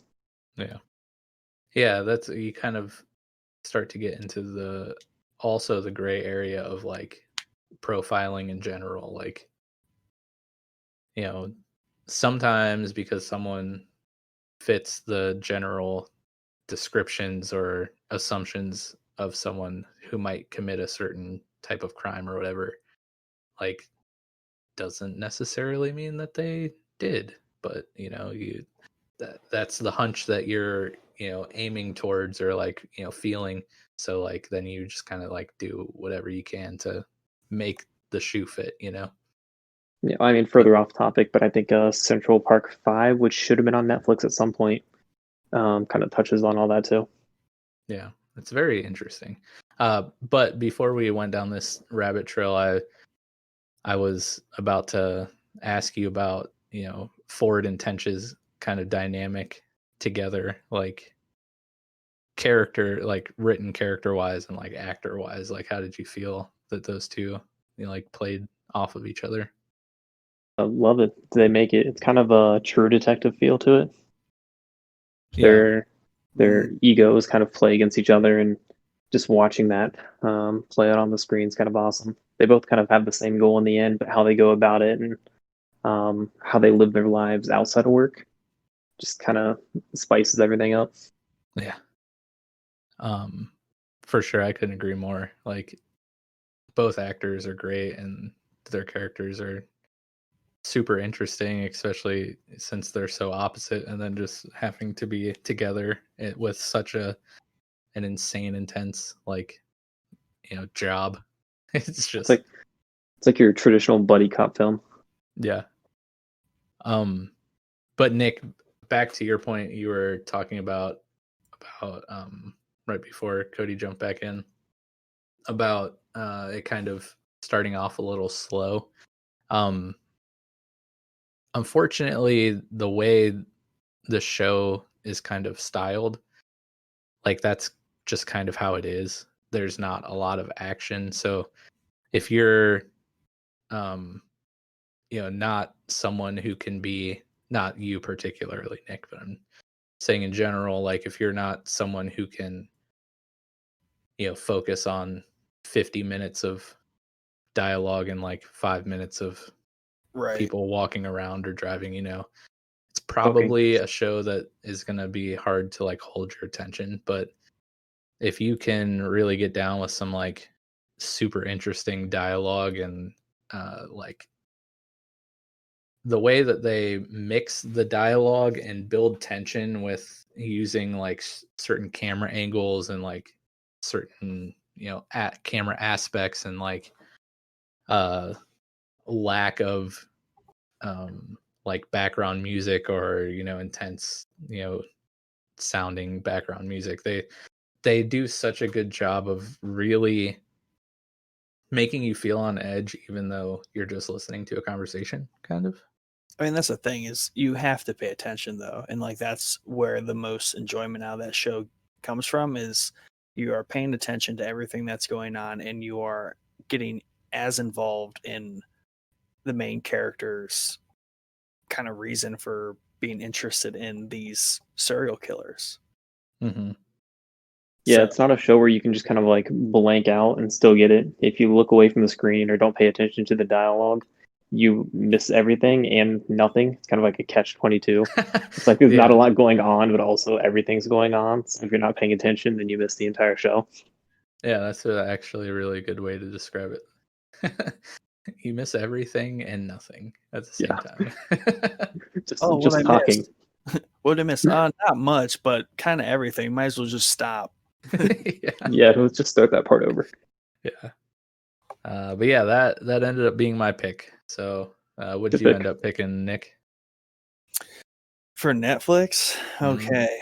I got a 2-pack for y'all. What? Yeah, it's a 2-pack. 2 for the price of 1. Yes, sir. And I think because I don't know if it exactly fits an anthology series, but I am going to recommend Narcos and Narcos Mexico. Nice. On Netflix. Nice. And that's 2-pack because the whole thing about this show is it covers all the famous narcos of real life. So the first Narcos original is 3 seasons. It covers the rise and fall of Pablo Escobar, and then it goes into the Cali cartel. Um, Can I ask a question real fast? yes, sir. It's probably a dumb question, but like, Mhm. what is a narco? So narco is basically the cops that bust drug dealers, Narco Is it like traficantes. narcotic? or the other way around. Yeah. Yes, a narcos refers to the police officer. They're getting the narco traficantes, the drug traffickers. Yeah. Okay. So Sorry to interrupt. no, yeah, No. that's a good question. And the premise of the show is it covers both the drug dealer and the cops going after them. And similar to Mind Hunters, is this kind of also covers the same period when the DEA was born, because the whole drug thing became very apparent and a huge issue because of the rise of people like Pablo Escobar. So the show is just incredibly well done. Um, to me, it has like one of the best blends of required subtitle reading and then also English. So you essentially you can't get away from reading subtitles in it, because maybe 60-70% of it is in Spanish, like native language of the speakers of the characters in the show, which just brings a very good level of authenticity to it. So um to me, they do it properly, where they're not, they're not, when it's just say Spanish speaking characters on screen, they're speaking English for you. But when there's English and Spanish, they're speaking Spanish, they're speaking English, and it gets into that mess. It does it really well in the sense that when you are in a scene with both English and Spanish speaking characters, the people are always speaking Spanish that speak Spanish, and then the English are obviously always speaking English, and then when English people speak the Spanish, it all fits perfectly. So they don't do any kind of aid or crutch to people who don't like to read subtitles. You have to read subtitles. But Yeah, they don't have some Colombian dude just speaking perfect English. right. No, Casa de Papel. No, actually, by the time you finish the season, it's like taking a Spanish 101 course. You're pretty much good to go to Mexico and speak freely after watching that season. Nice. So basically, I can't watch this show because I don't know how to read. Right. Yes, you would be I'm out. screwed. Okay. Yeah, you'd be instantly out. But also a little bit of a period piece because it covers the late 70s, 80s very well when it comes to, Colombia at points. The second one is Narcos Mexico. They're in Mexico a lot. So very good attention to detail there. It brings in a healthy amount of real life footage. So when they're covering real things that happened that were in the news, they splice that news TV newsreel into the show. So I you're like kind of, that. at some points you're just seamlessly going from real footage to the drama that's acted out. So, I mean, sure, they take a lot of liberties and probably, make it more exciting than it probably was. But then again, you're watching this and you're like, well, holy crap, this might not be exaggerated either, because that's how insane this whole world is. That is rather real. You don't even have to exaggerate all that much. I mean, Right. just thinking back on a couple of the incidents that stick out for me, you have the blowing up of a commercial airline, and you have the attacking of the Colombian Supreme Court with tanks. Yep. So, I mean, With real footage. So like you're yeah, watching with real footage. Jeez. you're watching this show, and when you're watching the more personal kind of like story arcs where they're at a party, or they had a big shootout, you're like, okay, a little dramatized maybe. But then they're hitting something like attacking the Supreme Court with tanks. You're like, well, no, they just put real footage in with that. Like this is That's really funny 'cause- this really happened. Because of all things, you would think that would be the overly dramatized part. No, right. Yeah, that's So- crazy. Yeah, so it just does a really good job at almost becoming a documentary, but a dramatized one, because it's all basic. I mean, you might as well take it for verbatim, because all these are just really real stories that exist, accounts by the detectives that were actually involved, and they did a good job. Like you said with Mindhunters, they do a good job in this and matching the characters up that pretty well look like who they're meant to be. Mhm. Pedro Pascal is in the first season. He's the biggest notable one there. Well, the first Narcos. The second Narcos Mexico has Michael Pena and Diego Luna. So there's a lot of good picks on acting. The acting's well done. It's overall a great series, especially if you're into that realm of things. Yeah, both dramatic and like exciting to watch, but also historical, and you actually learn quite a bit. I mean, again, I'm kind of the history buff, and I still learned a crap ton from it. Oh yeah, I mean, kind of like how we were talking with The Last Dance. Like you know about this stuff, and then you watch these shows, and you're like, "Well, I didn't know as much as I thought I did, and now I know a whole lot more." Yeah, exactly. And what I like that they're doing is they do Narcos, and that covers a certain set of characters, and then they do Narcos Mexico, and I'm hoping there's just going to be more and more. But there are periods where they overlap each other. So if you see Narcos and then you watch Narcos Mexico, there's scenes from Narcos Mexico that directly overlap with Narcos, and then also parallel events happening and characters being referenced, and it just ties it all together very well. Hmm. But that's probably like when I open Netflix and it says there's a new, or they do the whole season at the same time. When they say there's a new season of Narcos, everything else gets moved down the list, and I'm watching Narcos. Have they already confirmed a new season on the way? I don't think they have, because the season 2 of Narcos Mexico was the beginning of this. It came out in February this year, so I think they're probably just a little delayed with current events. Dang you, COVID. Yeah. So the next season, if they do one, then would be getting to like El Chapo and stuff, right? Yeah, because, that's not really too much. That's the weird thing about this show is like, are there spoilers? Because everyone It's all real life. Yeah, it's all real life. You can the look up the story. Wikipedia. Yeah. But I think there's like a few ways they could go based off of Narcos Mexico, because they introduce El Chapo and a handful of other ones. So there's room to do something. But yeah, I'm not seeing anything as far as season 3 of this or a new break off. Hopefully that's not bad news. Those are the only 2 Narcos shows at this time now, just Narcos and Narcos Mexico. Yeah, total of 5 seasons. So it's a decent amount of material to go through, and they're all tenors, I believe. Yeah, it sounds right. Nice. And I think because they focus on the interaction with the United States and like the DEA specifically, that they would probably only be able to stick to those, 2 countries, and they're also coming forward in time, so they're eventually going to catch up to the present.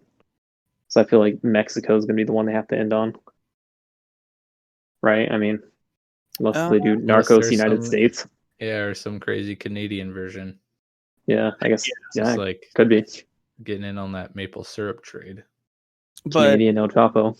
yeah, and that's a good point. Is that's its main thing, is it's highlighting basically the golden age of the DEA and the drug dealing cartels, and this kind of like mythical world of 80s drug dealing DEA life that all really happened. I think it kind of goes back though to the thing we talked about one other time of like series don't need to last forever, Right. So like just tell the story that you're trying to tell, and then like just let it end, just use the time that you have, the length that you have to really execute a great story, and then just be done with it and be okay with it, move on.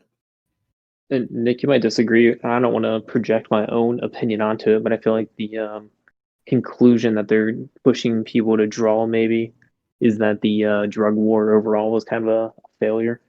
That you see a lot of the actions by the DEA in like season one, causing these reactions that kind of spawn season two, and then season three, and then potentially a season four. I mean, I think As in they were breaking up the large cartels, and this actually caused the spin-off of the smaller ones, and the smaller ones became more violent than what the original ones were, and so on.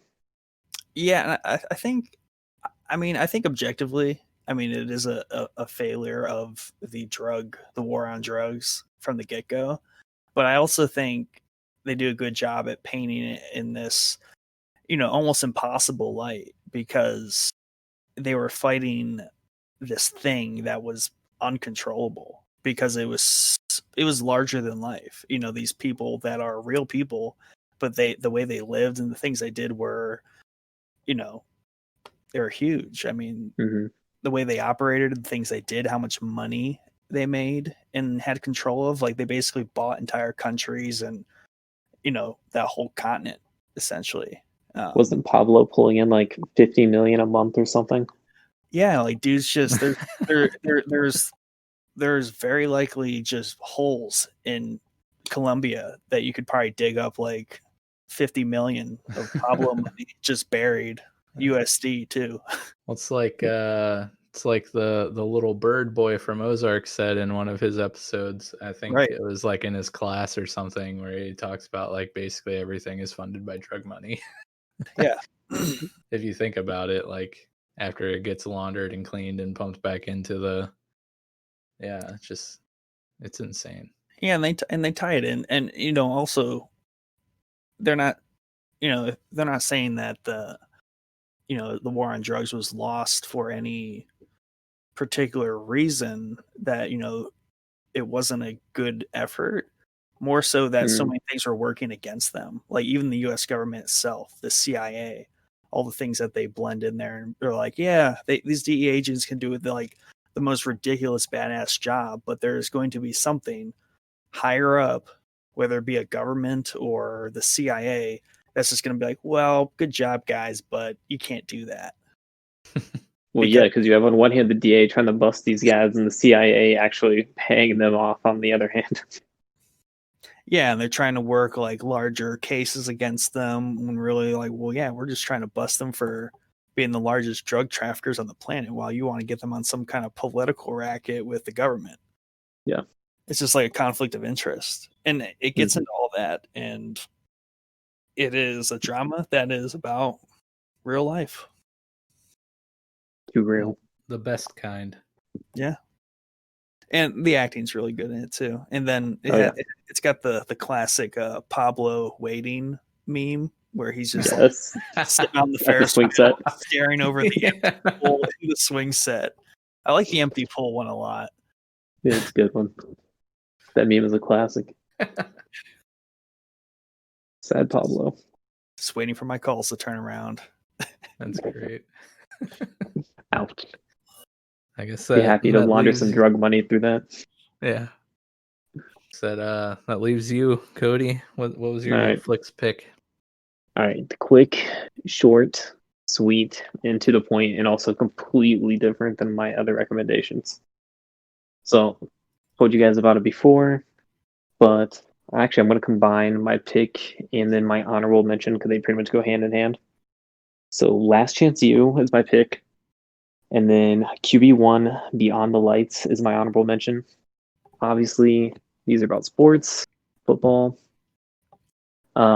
Yes, the old sports ball. Yeah. These are not old pigskin. Yeah, go local sports team. These are not deep. There's not a lot to them outside of being documentaries focused around football. However, with sports kind of being on hiatus for a while, I particularly missed sports. And so diving back into these has been fun. Just to have something to watch. QB1 is high school. Last Chance U focuses around college, JUCO college specifically. So you basically have athletes that would have went to Alabama but ran into academic or personal issues, and then decided to trade down the JUCO. And so each season, outside of the first two, focuses on a different junior college, and you kind of get to see the players either grow and try to turn around and try to get back to an Alabama style school, or continue screwing up their life and throwing football down the drain. It's pretty good. The first seasons are better, I think. I would recommend 1 and 2 to start with, and then if you really like it, then getting into 3 and 4. I think there's also a 5th season. Not sure if I watched that one yet. That one is the final season, if there is a 5th one. I know they were not going to be filming anymore, especially with COVID. And then QB1 Beyond the Lights. Season 1, for whatever reason, got taken off Netflix, so that's the reason it wasn't my pick. But season 1 had Tate Martell in it. And if you're an Ohio State fan, and since we're in Ohio, I am, and I went to Ohio State, Tate Martell was in season 1. He was at Ohio State for 2 years before transferring. And Did he then go to, season like, Miami or something? He did, and then he actually opted out of this year. He wouldn't have started anyway, so Right. it's not like a big deal. He was a bust, honestly. But you get to kind of see behind the scenes of his life in high school and what it's like being the premier high school quarterback and like big man on campus and a bunch of cool stuff. I played football in high school, so for me it's kind of a look back on the glory days through somebody else, so kind of living vicariously through somebody else for high school football again, right? Yeah. And then season 2 they have Justin Fields, who is the current Ohio State quarterback, so getting to watch him. He played college football in Georgia, I believe. Yeah, I believe you're right. Then transferred up here. Yeah. Well, I know he played for Georgia college football, but I think he went to high school there too. Him and Trevor Lawrence. But he's the real main focus of season 2, so that's also interesting to watch. So Obviously, it's kind of niche. If you don't like football, then you're not gonna like this. But if you do like football, then you might be into it. Is this by chance filmed and funded by Ohio State? Yeah, it's actually just one entire recruiting video. Yeah. No, I think it just turns out that Ohio State gets the best quarterbacks in the country. So when you're focusing on the best quarterbacks of the country, they just tend to go to Ohio State. Yeah, can't argue with that. But it's not huge drama. It's high school drama, right? So it's not overly dramatic, but it is kind of funny to see. Yeah. It is cool though, like kind of like The Last Dance, just seeing people work towards their craft and trying to become the best of the best, and like just putting in all the hard work and seeing the determination and work ethic it takes to really excel at something. It really can be a captivating thing to watch. Yeah, I mean, like, again, I played high school football, so I know what effort level I put in, which would explain why I didn't play college football, maybe. But you see these quarterbacks working with professional trainers and dietitians, and their parents are taking them to these camps, and they're practicing at all hours of the day, and football is really their life. And so I guess it makes sense that they're, one, very good at it, and two, continue to be very good at it. Justin Fields obviously is going to be a Heisman runner-up, and he's going to go on to the NFL and all that kind of stuff. So seeing that hard work and determination start at such a young age, and just the effort that they put in for such a long time to get to where they are, kind of makes you respect the craft and the professionalism a little bit, especially out of people that young. Yeah, for sure. Yeah, and But just like seeing people juggle that with like, oh yeah, I also have to like get grades that don't suck so I can actually play. And I'm like 15, 16, 17, and like am still just a kid and have like kid things, Right, you're 17 and you're on ESPN, but your English homework's also due the next day. Yeah, what a dilemma. I know you got like 100 million Twitter followers, but you also got to go to gym class. Yeah, you have to be in bed by like 9:30. Yeah, your parents are still telling you what to do, but you're like 3 years away from a $10 million contract. Yeah, to buying them a house. before you can legally drink at a bar. Exactly. So again, you have to like football to like this, because if not, it's going to be super boring. But you know, I do like football, and I feel like there's a lot of other people that might have missed sports in this kind of weird time, that this might be something to check out. And it's also done by Netflix, so it's done well and it's shot well, and the production's top notch. And for Nice. QB1, the producer behind it is also the director of Friday Night Lights, I believe. Nice. Yep. Oh, I was gonna make a joke saying that there's only so many times you can watch Friday Night Lights. See, there it is. There's actually a couple more times you can watch it, just under a different name. That's pretty great. So, did any of you guys have honorable mentions for Netflix? I just combined mine in. So, Nick, what do you got? My honorable, I would say, I have a list. The honorable mentions for Netflix are The Haunting of Hill House, which is just a little teaser for our October content. The Witcher. Animated, F is for Family. Bill Burr. Go watch that. It's just a good, like, on your lunch, knock out a 20-minute episode of that. It's just Bill Burr being Bill Burr. Sidebar here.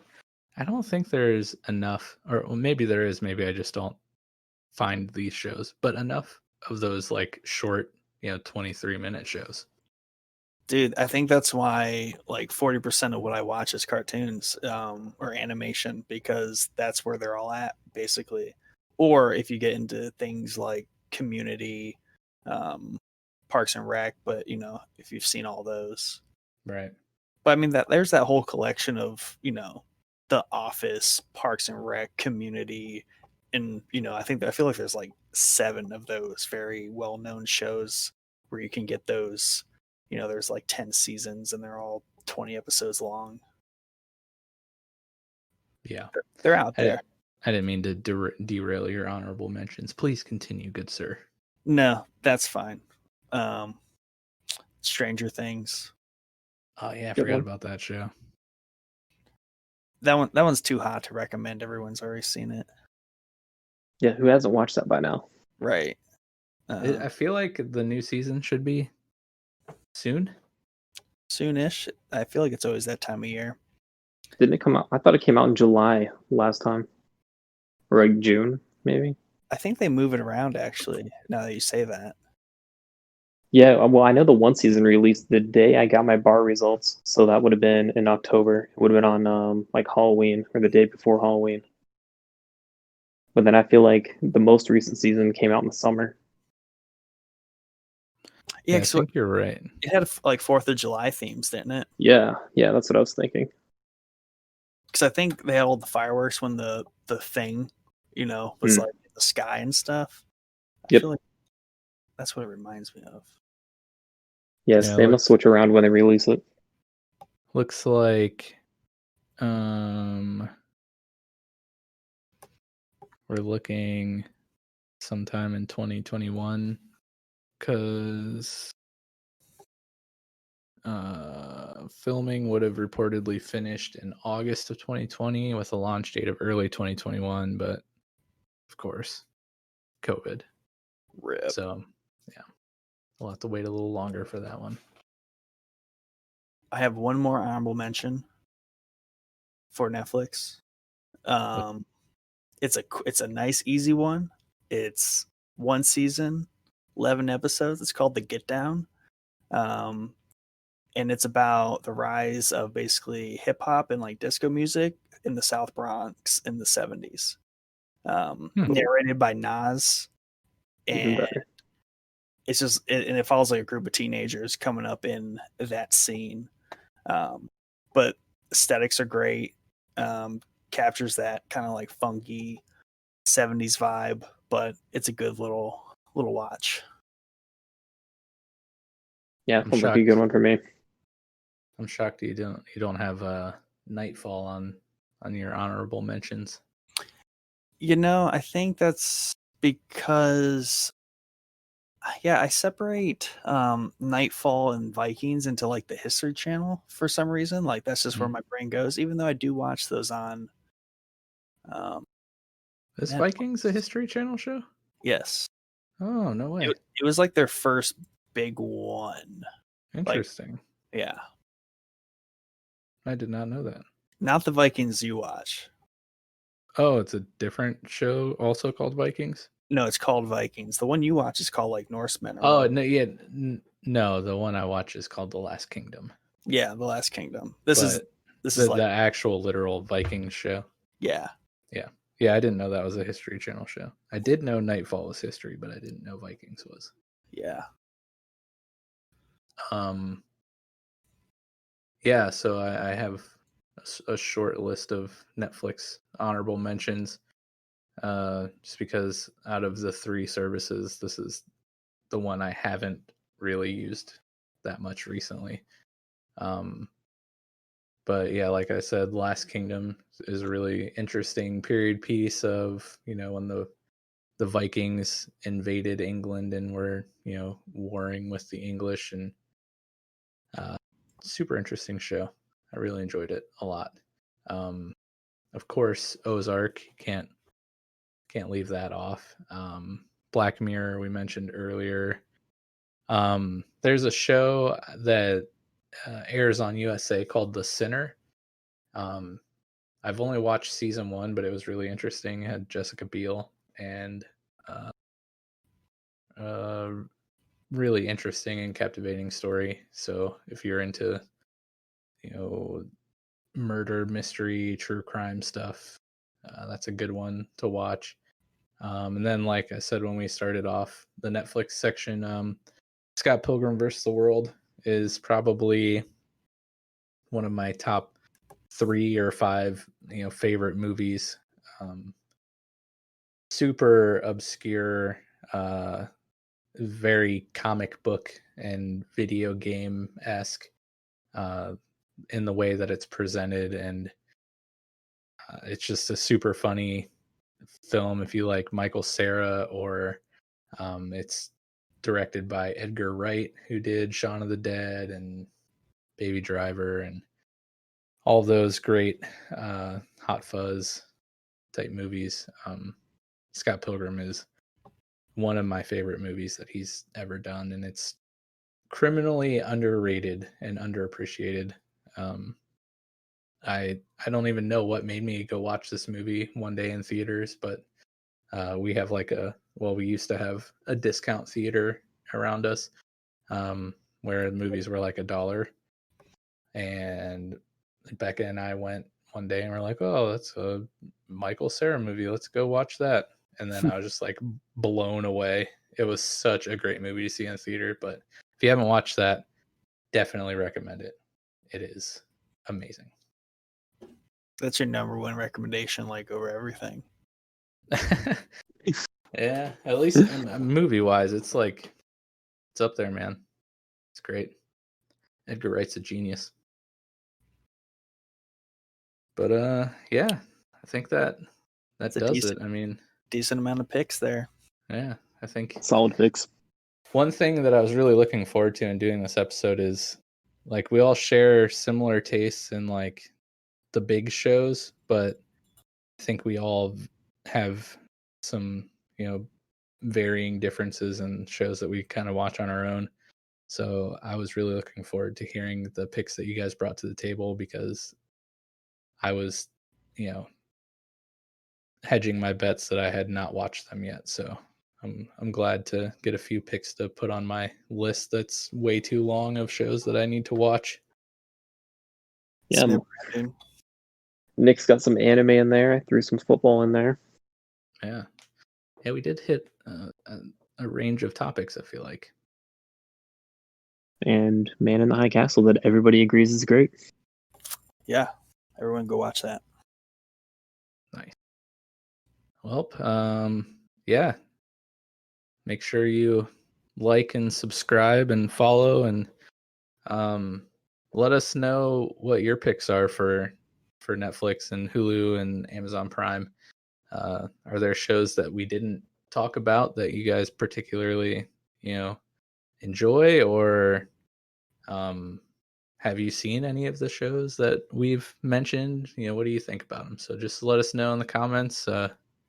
And yeah, thank you so much for tuning in.